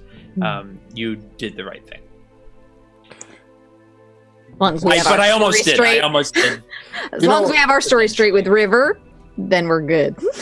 Wrath, every time I write down, or every time I think of the word friend in association with you, you bring up this, I was about to turn on you, my cat wants to eat you. It's just, you ride this line, and I'm still trying to figure out where your allegiance is. You know exactly where my allegiance is. Well, you almost just turned and joined the Duchess. I guess I'm Bruce. Well, no, Bruce would have come with me. We would have created some sort of trifecta, a team of three, which I have never been a part of, and ruled this world and many others. Although I do not like the idea of being so wet, so I was okay with killing it. And Bruce does not like the water either. That was probably the deciding factor. I write down a little note that just says, keep eye on Wrath. Don't turn your back on him. All right. Well, friends we are, Wrath. Friends we are. What's our next move? We should contact River. We should get back. Well, do you think we should just contact her using the Send the Stone, or do you think we should make our way back to Transman? Do we need to bring Aubin and Bane Moon with us? Do we need to bring Bane Moon, or could River make her way? Perhaps. I think the lighthouse would serve as a outpost for the academy. If they can make their way there quickly, they can take control, they can learn its secrets, and move on the delirium in the bay, while the Silver Order is still preoccupied with quarantining and burning the city. And so right under the Silver Order's nose, we will plant ourselves, having a base of operation in the shadows of the flames of the Silver Order. Well, it's a long road back to Transman. I say that we share a meal with the fine people of the Silver Order and then make our way back. And once again, Rudy, I know that you have issue with the Silver Order, and that's probably a conversation we should have at some point, because I'm very curious as to why you are so hesitant to join them. I understand that they are marching on Drakkenheim, which is of concern, but at the same time, burning down Drakkenheim doesn't seem like the worst idea in the world. And destroying Delirium makes sense to me. I understand both why the Amethyst Academy wants to study it, and both why somebody would seek to destroy it. Here, at the bays of Ashchaffen, it is more apparent than ever that Delirium is a problem that might be out of the hands of the Amethyst Academy, which is obviously why they've hired 3 do-gooders to try to quell the spread of this horrible disease that's gripping Westermar. But I think that allies in the Silver Order might be beneficial if we can keep them on our side for any upcoming issues that might arise. I mean, I do not disagree with their views on delirium. I see the truth in what they say when it comes to you cannot go back from something being devoured by this type of magic. Now, the delirium that's around, I see its uses as well. So I see the Academy's point of view. I understand understanding it. But I also agree that once it's got a hold of you, there's no going back. It's a dangerous game we're playing, and what is to be done with delirium is a choice that still seems set out before us. No, it's making weapons. That is the clear path. The choice to harness this exciting and newly found energy. It was a gift. And where it came from, we don't know, but it is ours now to control. And yes, there are side effects, but the Academy is the best suited to understand, control, and maintain the use of delirium. And there's those that do not understand it, and destroying it is merely short-sighted. The Academy, with the right tools, can not only harness it safely, but better the world and solidify its footprint. Your town, Rudy, will never be threatened again if the Academy is able to contain this outbreak in a possible way. I think they are the most suited, and we will be rewarded for our efforts. I will be commended for my work for the Academy. There will be no rural posting for Wrath and Bruce. You two will go down in history as agents of the Academy, not do-gooders. You will be written about as you were able to help maintain and grow the Academy's strength in this land. Wrath, I don't disagree with you, and honestly, if I thought for a second that we were doing the wrong thing, I would have backed out. I just want to make sure that we continue to do the right thing, and I don't need stories read about me or songs sung about me. I just want to do what helps people survive. I have seen war come to this country, to this continent, to Westamar, and I've seen loss of people on a tremendous scale. I've seen wars over nothing, and now it seems we're facing a war against otherworldly entities, creatures beyond our comprehension, our beyond our wildest imagination.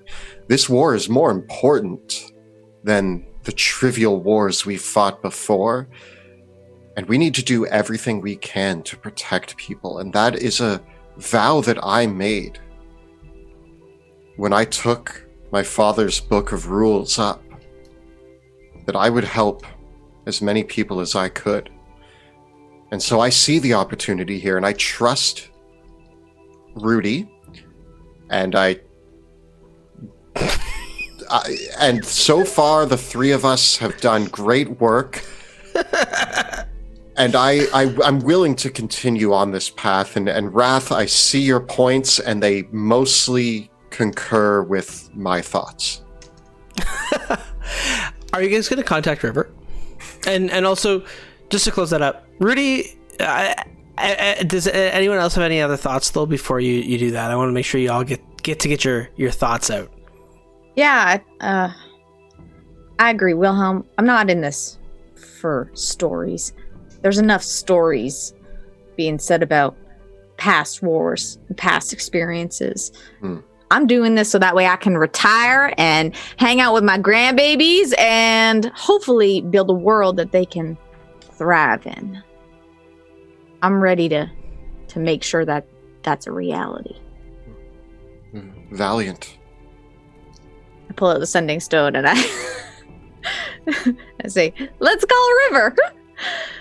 All right. What do you want to say to River?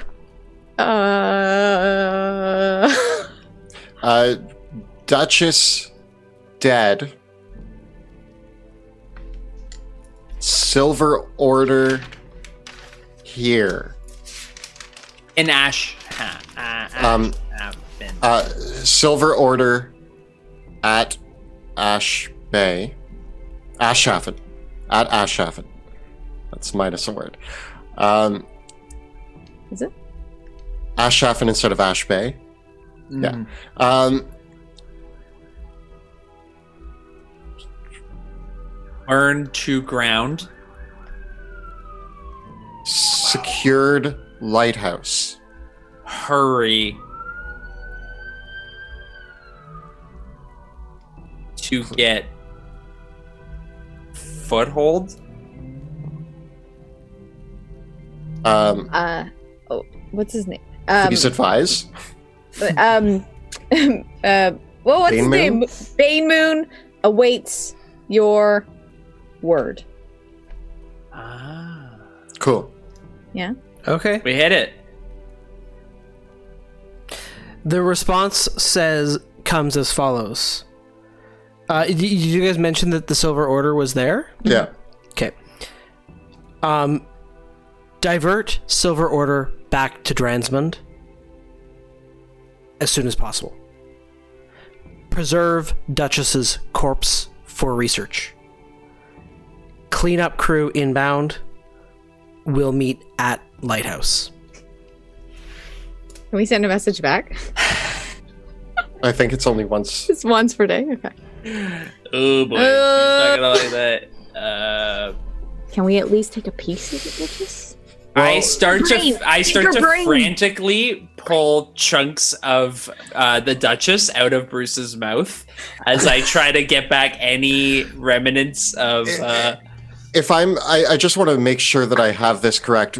The Silver Order after this battle, because we were in the haze, we retreated. We're on our way outside of the haze, but the Duchess's body is still like dead on the beach, right? Yeah.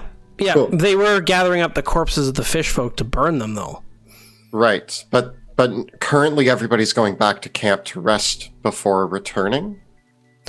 Is the Duchess' body burned yet? There's smoke rising from the town. Boys, we at least got to get her brain, because that was like the psychic part, right? We gotta get as much of the Duchess as possible, but without.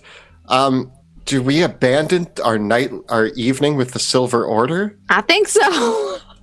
Do we River is always so fascinated with the study of creatures.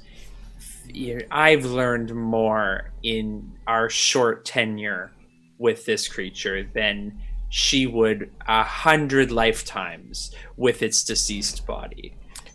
I mean, I don't know if that's true. They always want to do their own autopsies and recovery and research. We gave her a tower. We killed the most dangerous thing in the bay. And I cannot get this out of Bruce's mouth. He will not give it back to me. So I don't know what we're going to do. Raph, you just finished saying that it is important that we let the Academy research and discover the properties of these elements so that we can further help people. I think it is important. Rudy, I got to ask, do you have the ability? You made yourself large.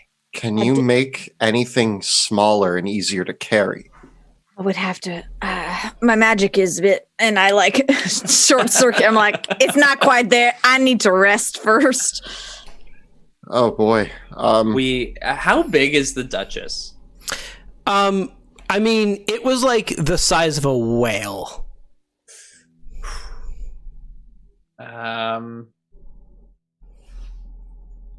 Can we sneak off? Can we try to sneak off from the path out of Ashchaffen? Can we run off the trail? Yeah.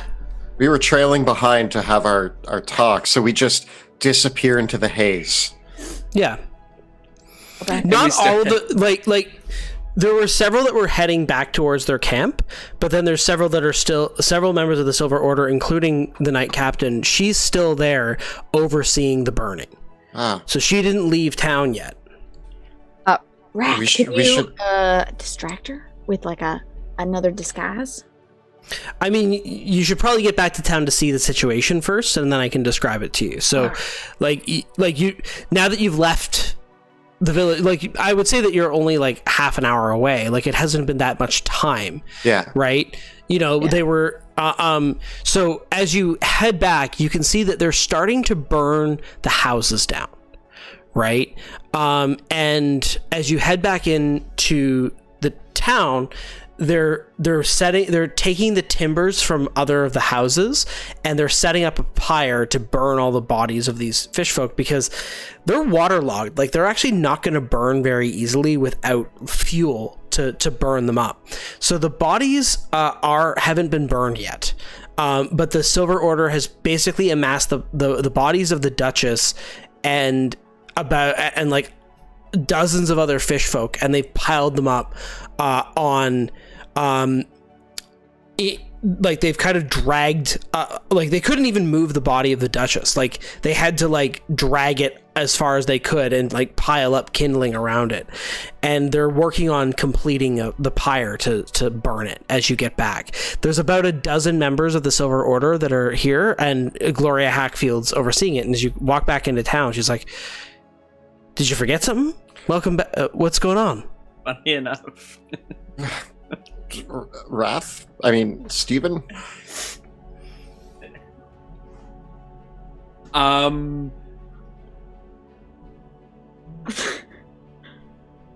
We forgot our boat, didn't we? Our boat is here somewhere. I mean, that's how we got back to Yeah, your Ashchaffen. boat is here. Yeah. We can't just leave our boat here, you know, especially with everything burning down, right, boys? Oh, yeah. Well, we have our ship as well. We were going to bring it into the inn, and we weren't going to destroy the docks or anything. No, the boats are fine. We're just going to burn down the homes, the houses. You know, really make sure that no one's going to try to stay here. But no, we're fine. We wouldn't have burned your boat down. Don't worry.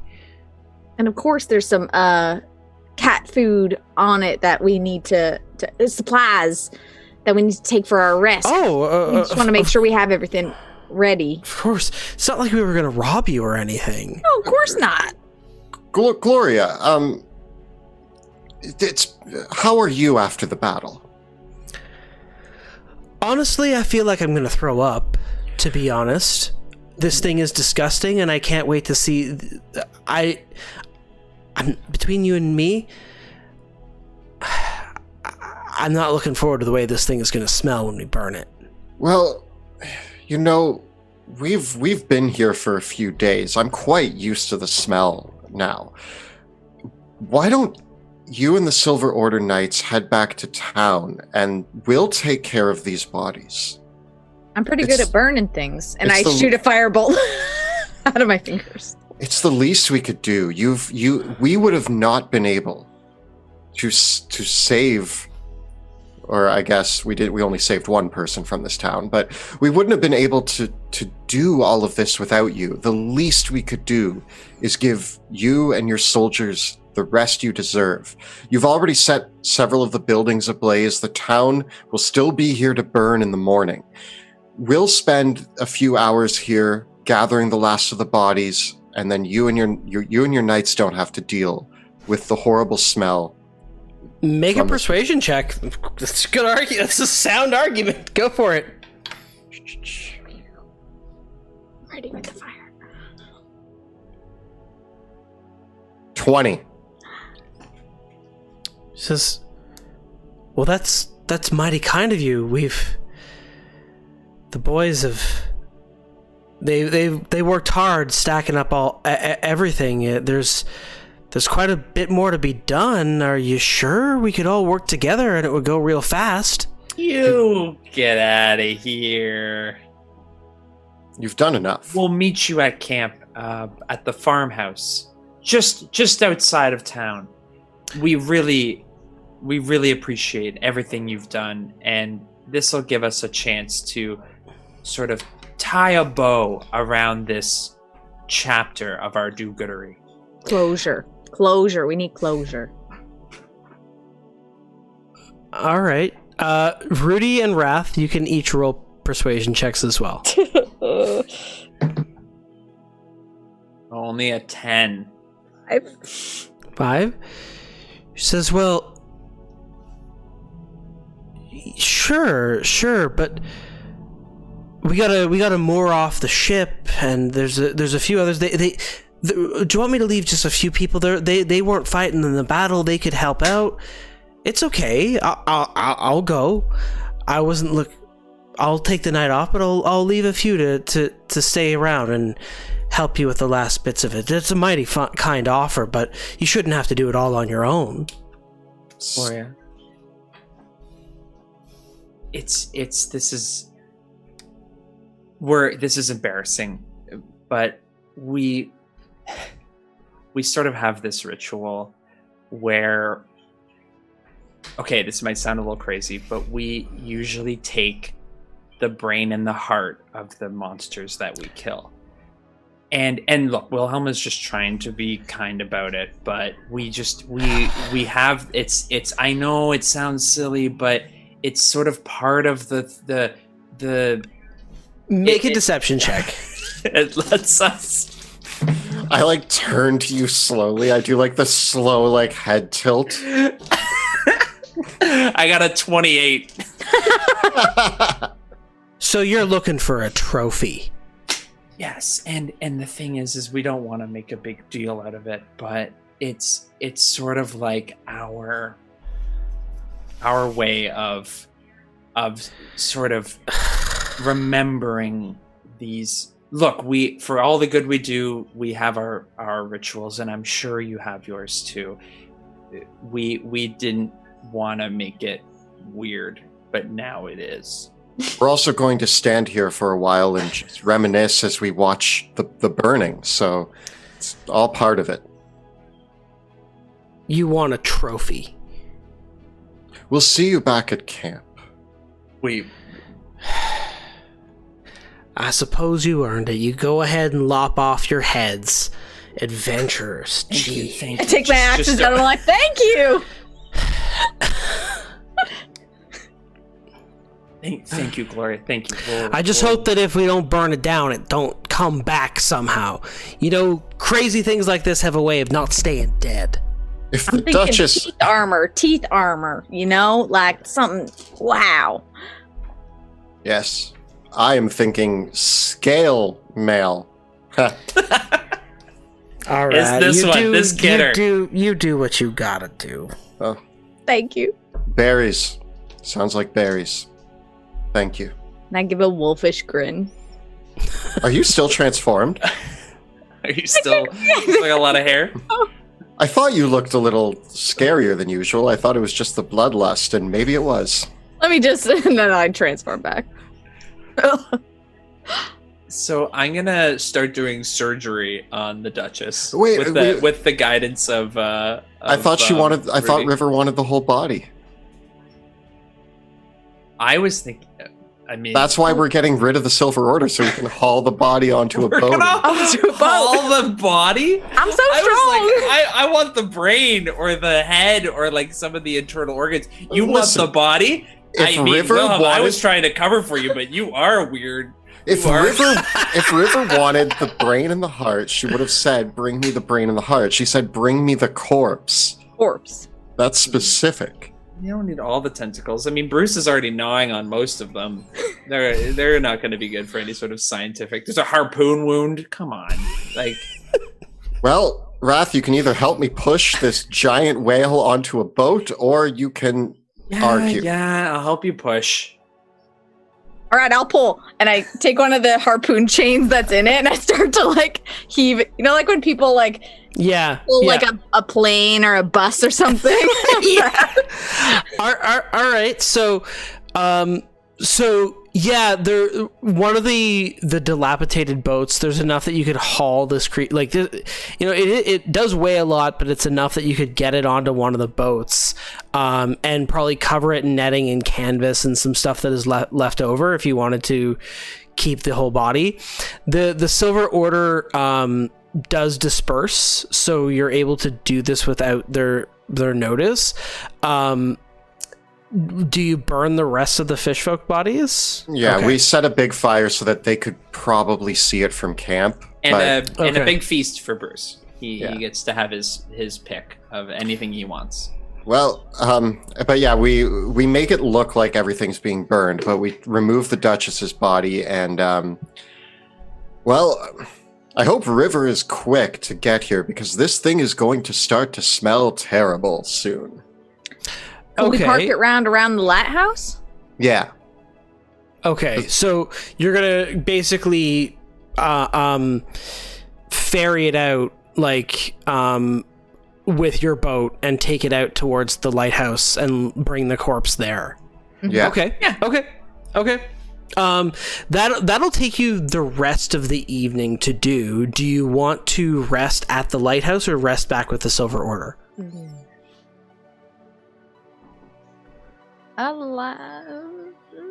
I mean, we have to take Aubin back, so probably we with the have to Silver take- Order. River's coming here. Aubin is with the Silver Order currently. Yeah. Mhm. River's coming to the lighthouse. I almost think that we Lighthouse? might need to. Yeah, we might, like, unfortunately, if the Silver Order's like, why didn't you come for dinner? Just be like, we got caught up with our ritual. But we got to stay at the lighthouse because that's where River's coming. All right. Makes sense. Okay. We'll wait Okay. for River and Valtar Banemoon has seen to it that there is a prismatic stair that goes along the outside of the lighthouse that leads up to his chambers that you can enter via now. Oh, a new staircase. It is made of prismatic magical force, like the steps. There's no banister or anything, just steps that lead out and spiral around the outside of the lighthouse leading in. I'm ready for some food. And I get the porridge. Alrighty. Valtar Banemoon asks about how things went. I assume you let him know what's happened. Yeah. And he asks, "Can I look at the creature?" Indeed. yes. Do I not? I will leave it for the morning. We have mages on the way. Oh, Kelly, your video froze, I think. Oh, weird. No. Maybe just start and stop your video. There you go. There we go. Am I still in the right place? We're all good? Yeah, Cool. we're all good. We do have Academy mages on the way who are also hoping to examine the body, Mr. Banemoon. So if you are going to examine it in the morning, just make sure not to disturb it, as there will be other eyes who might want to learn what you might learn. Very well. Very well. In that case, I will wait for the... You say that you have more friends coming in the morning. Yes. We're All right. hoping that you're okay with us temporarily occupying your home of the last 10,000 years. Ish. That's fine. Come, rest. You've had a difficult few days. Thank This you. is I the clap creature. someone to air beds. This creature was controlling those things we told you about. We only describe them as fish folk, but they are abominations of the sea, and were servants to this creature with powerful mind control techniques, and we hope to understand what caused this horrible mutation. What was this creature before? The Academy is full of many mages, and they will do their best to find the root cause so that these dangers don't exist in this area. Now, it also did mention some secrets that it might have. I don't know if through the magic, your magic, the Academy's magic, they can somehow use its brain to get its information, but we'll leave that to y'all to do. It's not outside the realm of possibility, but it might take some time. Very well, then. Well, with that, you can pass the night. Yeah? We have a sleep. Yeah. Yeah. Okay. Long rest. Yep, you can all gain the benefits of a long rest.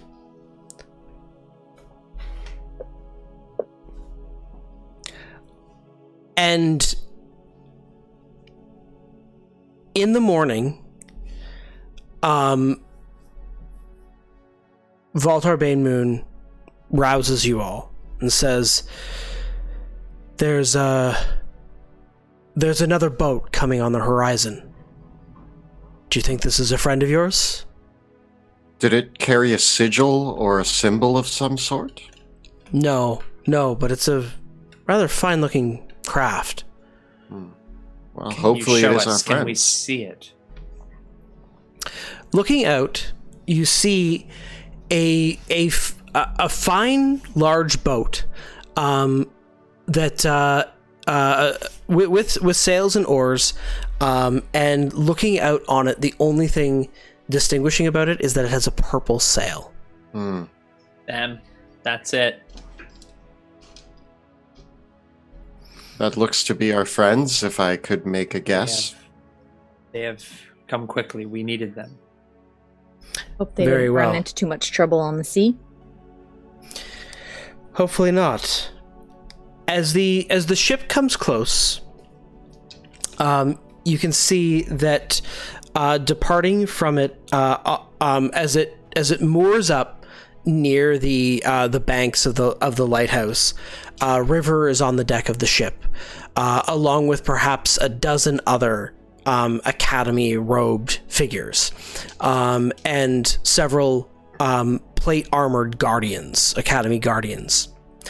And as you meet her on the beach, River steps down from the boat, and as the rest of the Academy members begin to come off the boat, several of the plate armored creatures take out several boxes from the boat, and then all of a sudden one of the Academy mages, the boat folds back up into a little box.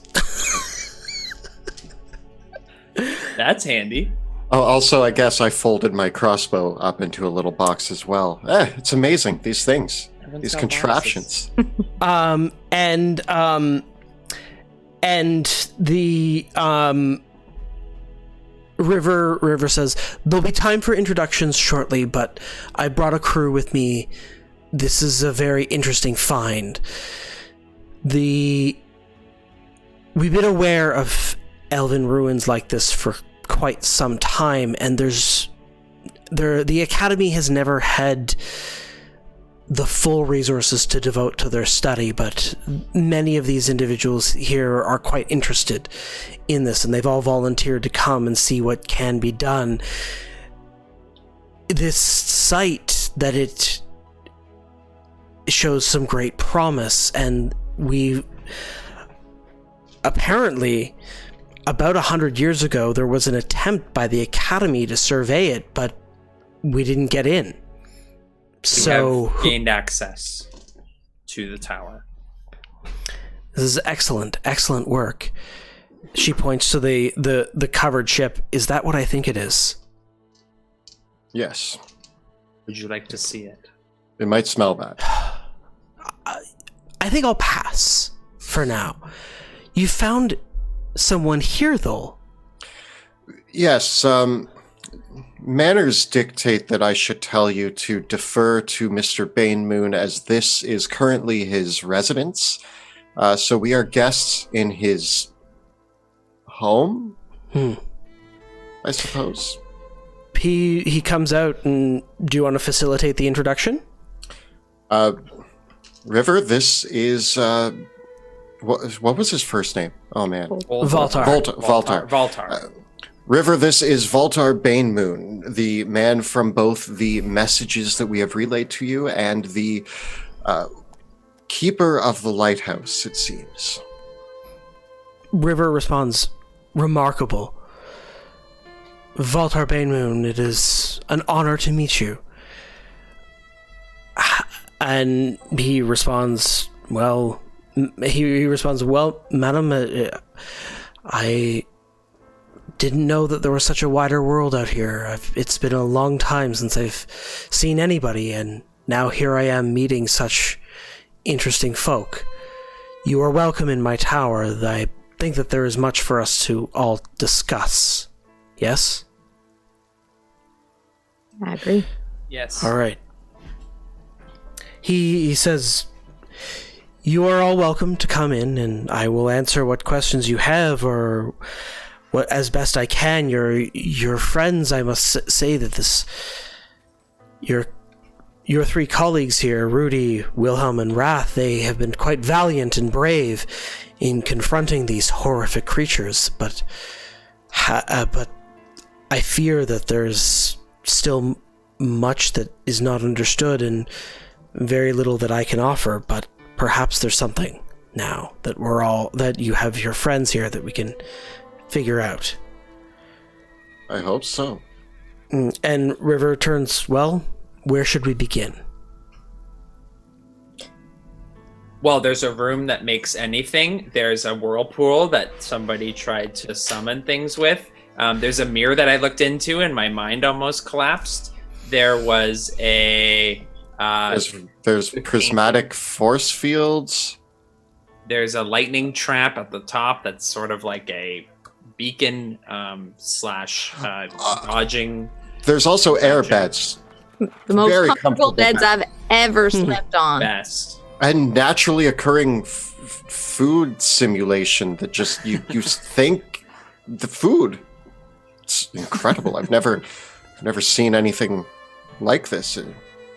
But I think the most important room of all is the summoning chamber, or, well, maybe not summoning, but a doorway, a pool. That wasn't an indoor pool. I just thought it was for swimming, and It was evil people were very having a pool shallow. party. Although we did catch a creature, a servant of the Duchess that was beginning to conjure some kind of being through a portal. It was we just in time were able to close and stop the ritual, but this seems to be a gateway that can be opened. A thin place. This gateway was also how Banemoon originally got here, and how the elves got here through this gate, I believe, was something that Banemoon suggested. His memories seem hazy at best, but there were some remarkable tidbits within what he could recall. Really? Like what?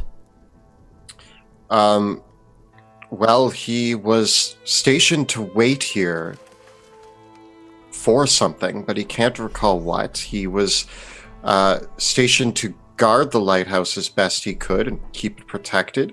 He arrived through the gate at the bottom, and he can't quite recall why the elves arrived here, but they did. The rest of his group that he arrived with left him here. I'd be interested in hoping to maybe figure out if any of those other elves are still alive. He may not remember their names, but I haven't really asked or inquired down that path yet. River remarks,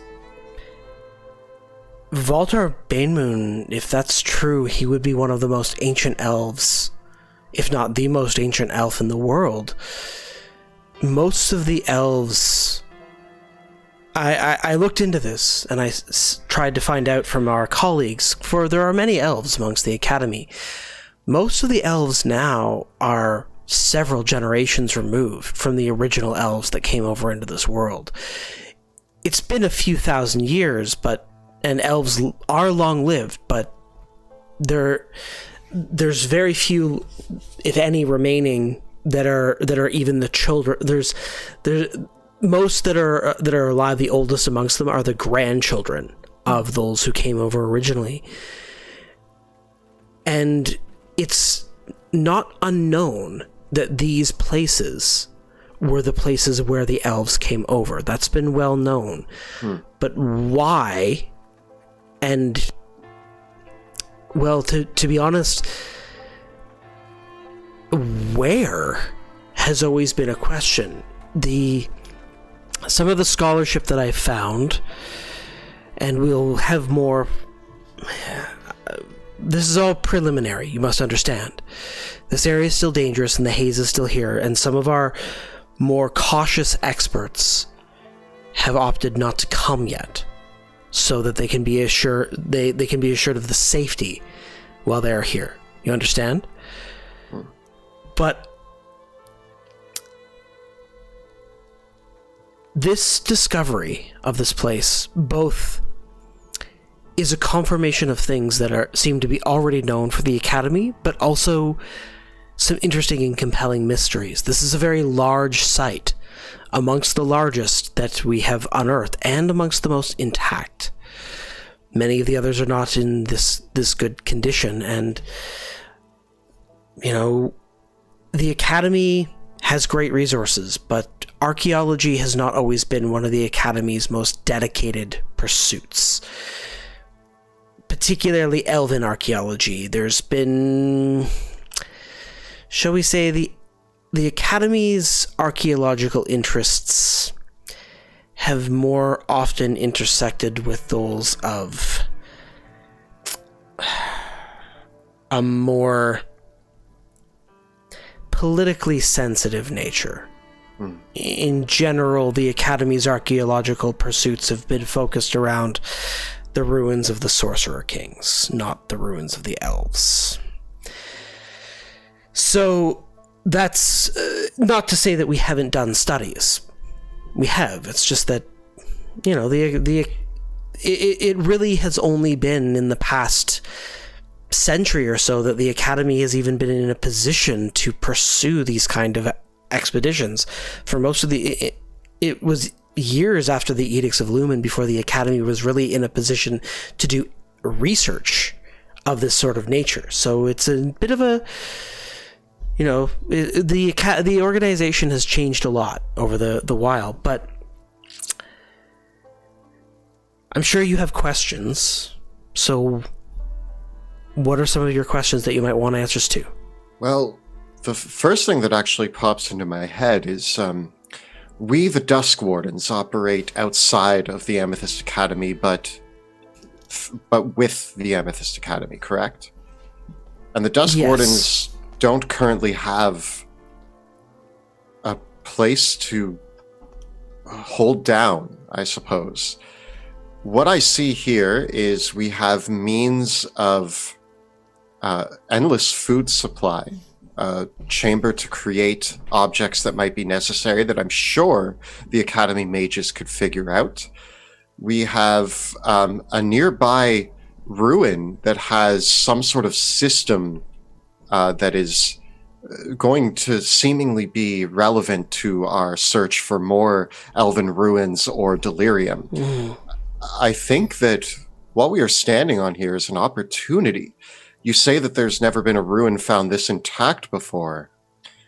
This might be a good place to set up a lab, a place of study, a place to start our journey on understanding the elven ruins. You say the Amethyst Academy has never done this before. Perhaps the Dusk Wardens, Wrath, and River, you, could go down in history as the Academy mages who started this path of science, this journey to discovery of the elves.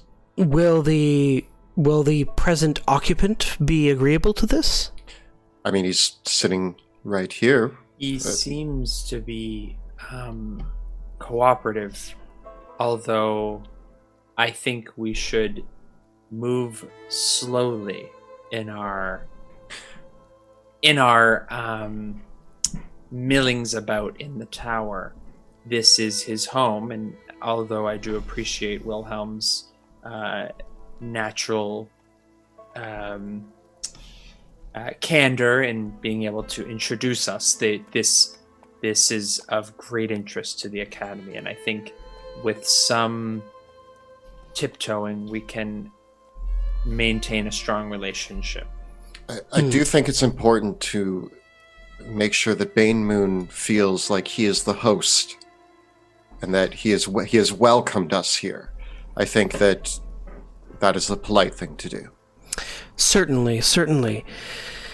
These other ruins that you've uncovered nearby, these messages that Bane Moon sent, and the fact that he is apparently experiencing amnesia regarding all this, what do you make of all that? Well, I think what's interesting is we discovered a particular room in the rubble of this building with these books. And I reach into our bag of holding and I bring out one of them because we took a few. What I think is interesting is Wilhelm put his book on and it showed a memory. And these are all blank. There could be another force going on here that may have stolen some of his mind to prevent him from sharing what he knows.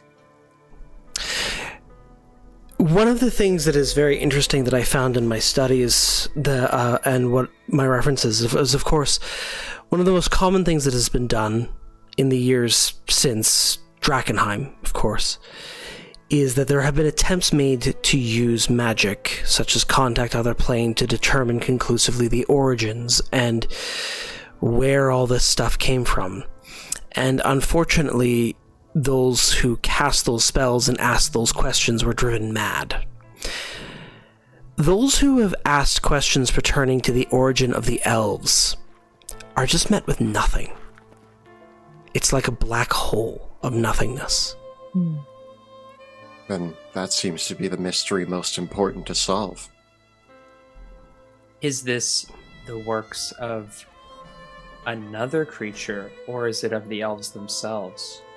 Do they intend to erase their footsteps on their journey here to prevent others from returning to where they came from? Well, let's not... With respect to Mr. Banemoon, his memories are gone. It's not without the realm of magic for memories to be stripped away in sometimes very dramatically powerful means that require powerful magic to undo, sometimes irrevocably so. Also, oh no, go ahead. No, go ahead. I was going to say Bane Moon left recordings, so he did intend to deliver a message. And that's the curious thing, isn't it? He left these messages, but then he has no memory, which means he must have left these messages before he lost his memories. Which means that the elves were here before they lost their memory. Or they forgot. Interesting. There is an extensive library that you may study, although you may find that it comes up in the blank. Although I do not believe that the secrets end here. There are paintings and murals to almost other worlds in one of the main sort of lobby areas. It could also offer some kind of glimpse into the why. Of course, the question is, what does delirium have to do with all this? Voltar talked about the makings of delirium, the origins of, what it is. But could it have anything to do with the meteor and I guess how it works and why it's here? Do we have reason to assume that the elves didn't cause the meteor? And erased their history of such things? Well, they did know about delirium. They were able to make it. And one of the runes we found, if I remember correctly, was able to see delirium on a scale, almost as if it could track it. It was some kind of scrying device, but it was able to interpret the land from delirium, almost as if they knew that they were looking for it. And this would have been centuries before the meteor struck. So a race... Millennia, even. Wow. So a race appears on our plane. They build devices to monitor and track delirium. They know how delirium is created. A meteor strikes our capital city, devastating Westamar. And suddenly, maybe not suddenly, maybe even before that, all memory of delirium and the elves. The elves lost their memories thousands of years ago. Before, and they're so... True. It just seems... It seems strange that we're, Is it someone pulling the strings? Did they want... Were the elves lying in wait protecting this area, and did someone prevent them from completing their mission? They seemed prepared for what was coming, and the defenses were disabled. Well, what? The elves came from somewhere. Yes. They seem to possess knowledge about delirium. Yes. yes. Why don't we just reopen their gateways back to where they came from, and send a team? Well, there's that. We can do that? You said that there was some sort of gateway here. I saw a person try to go through a gateway here and got ripped to shreds. If you have better means of using the gate, I'd like to hear it, but currently I am skeptical. Well, but I am listening. You said, and Wrath, you said that you saw a gateway as well in the other ruin. But there must be a reason why the elves are here and not there. And maybe if we take a peek, we'll find out what that reason is. True. My curiosity has been piqued. I too wish to learn of this other plane of existence, this other dimension. This creature was using delirium in its raw form and was a clumsy magician. The Academy can open a proper gateway, a stable one for us to look around. Maybe. Probably, with time and probably different crystals. It seems then that the Academy, if we are able to occupy this place, then the Academy should try to learn the ins and outs of this building's uses, including maybe getting the gate back online. Maybe Bane Moon would be intrigued to know about his history. Maybe it will be what he needs to jog his memory, to invite those memories back in. It never occurred to me to try to do that. Something about that gives me chills, to be honest. With your permission, can we begin the stages of opening a portal to your homeland, where you came from? If you have the magicians here with knowledge of magic, I could show you what I remember of how these places work, of how the magics here work, and with your staff, it might be possible for us to reactivate the gateway and attune it to another destination. it requires a substantial amount of power. I don't know how I know that. It's an unfathomable amount of power. What Well- else do you remember? Could the delirium in the bay be enough to draw that much power? The gateway's power requirements are determined by the number of individuals you have to send through.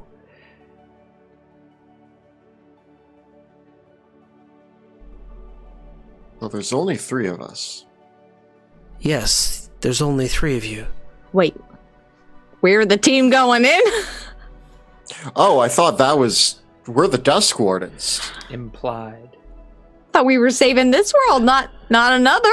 In order to save this world, we must learn the mysteries of the worlds before. Perhaps. Bane Moon holds his head for a sec. He says, Madam River, how many elves are there here now? And River says, thousands at least, and says,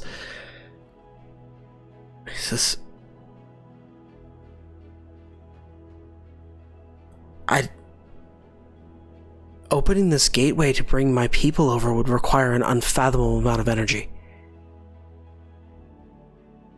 An outrageous amount of energy. Sending 3 people is one thing. We could use some delirium to do that. It would take a significant amount, but we could do it. But sending thousands, that would require a lot of energy to sustain. So the mystery of how you came here in the first place, that's what we're talking about, is somehow you managed to bring over thousands of elves the first time. Was it at once or was it over time, though? I remember waking up in a room with hundreds of others. Yes, in theory, if you didn't need it to all happen at once, you wouldn't have needed that much energy. You could have, but if you had to bring them all at the same time, why did we have to bring everyone at the same time? What were y'all running from? That would need to happen. It seems our mystery is getting deeper. Every lead leads to more questions, and every answer poses a million more confusing points for us to explore and investigate. And if we couldn't, what were we running from? If we could do this, if we could have traveled so far, what were we running from that we couldn't confront, that we had to use this much power to run from it? And why would we want to go back to where you were running from it? Some doors are not meant to be open.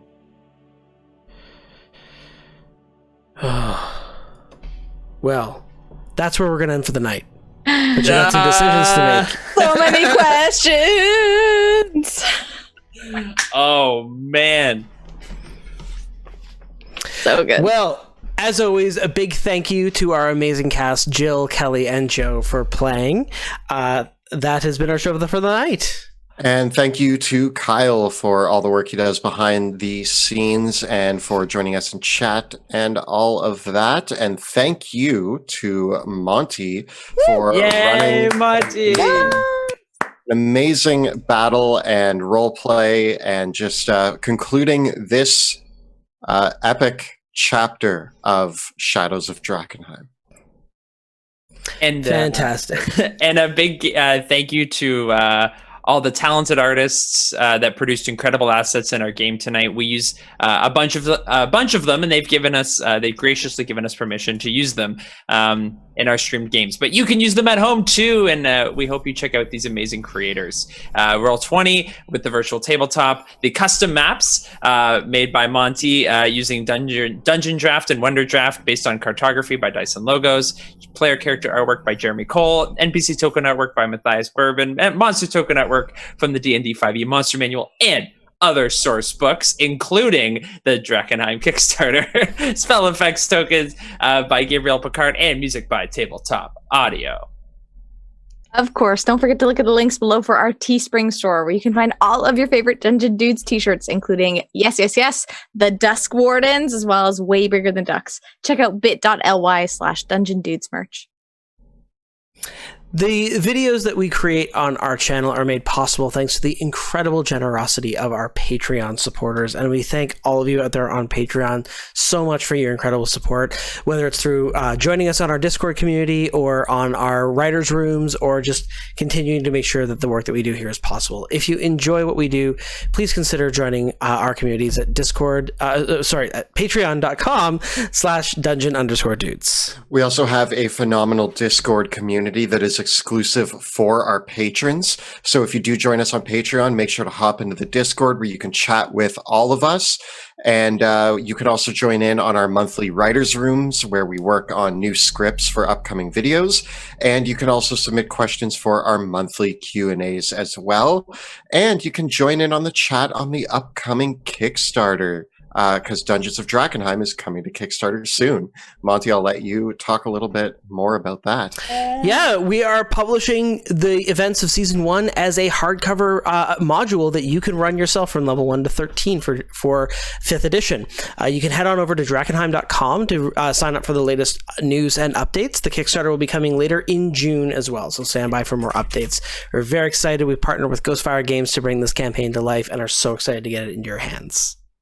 We also post new videos every Tuesday, every other Tuesday, and every Thursday on our YouTube channel, where we cover everything Dungeons and Dragons, including advice for dungeon masters and guides for players. Check that out at youtube.com/Dungeon Dudes. Is it Dungeon Dudes? Dungeon underscore Dungeon Dudes. Dudes. Yeah. And be sure to join us live next Tuesday when we record the campaign live on Twitch. You can check us out from 6 p.m. to 9 p.m. Eastern time at twitch.tv/Dungeon_Dudes. You can also watch the video episodes of the show on YouTube, and you can also check them out on our podcasts at Apple Podcasts, Google Play, and Spotify. Thank you. Thank you so much for watching, and we will see you next time in the Shadows of Drakkenheim.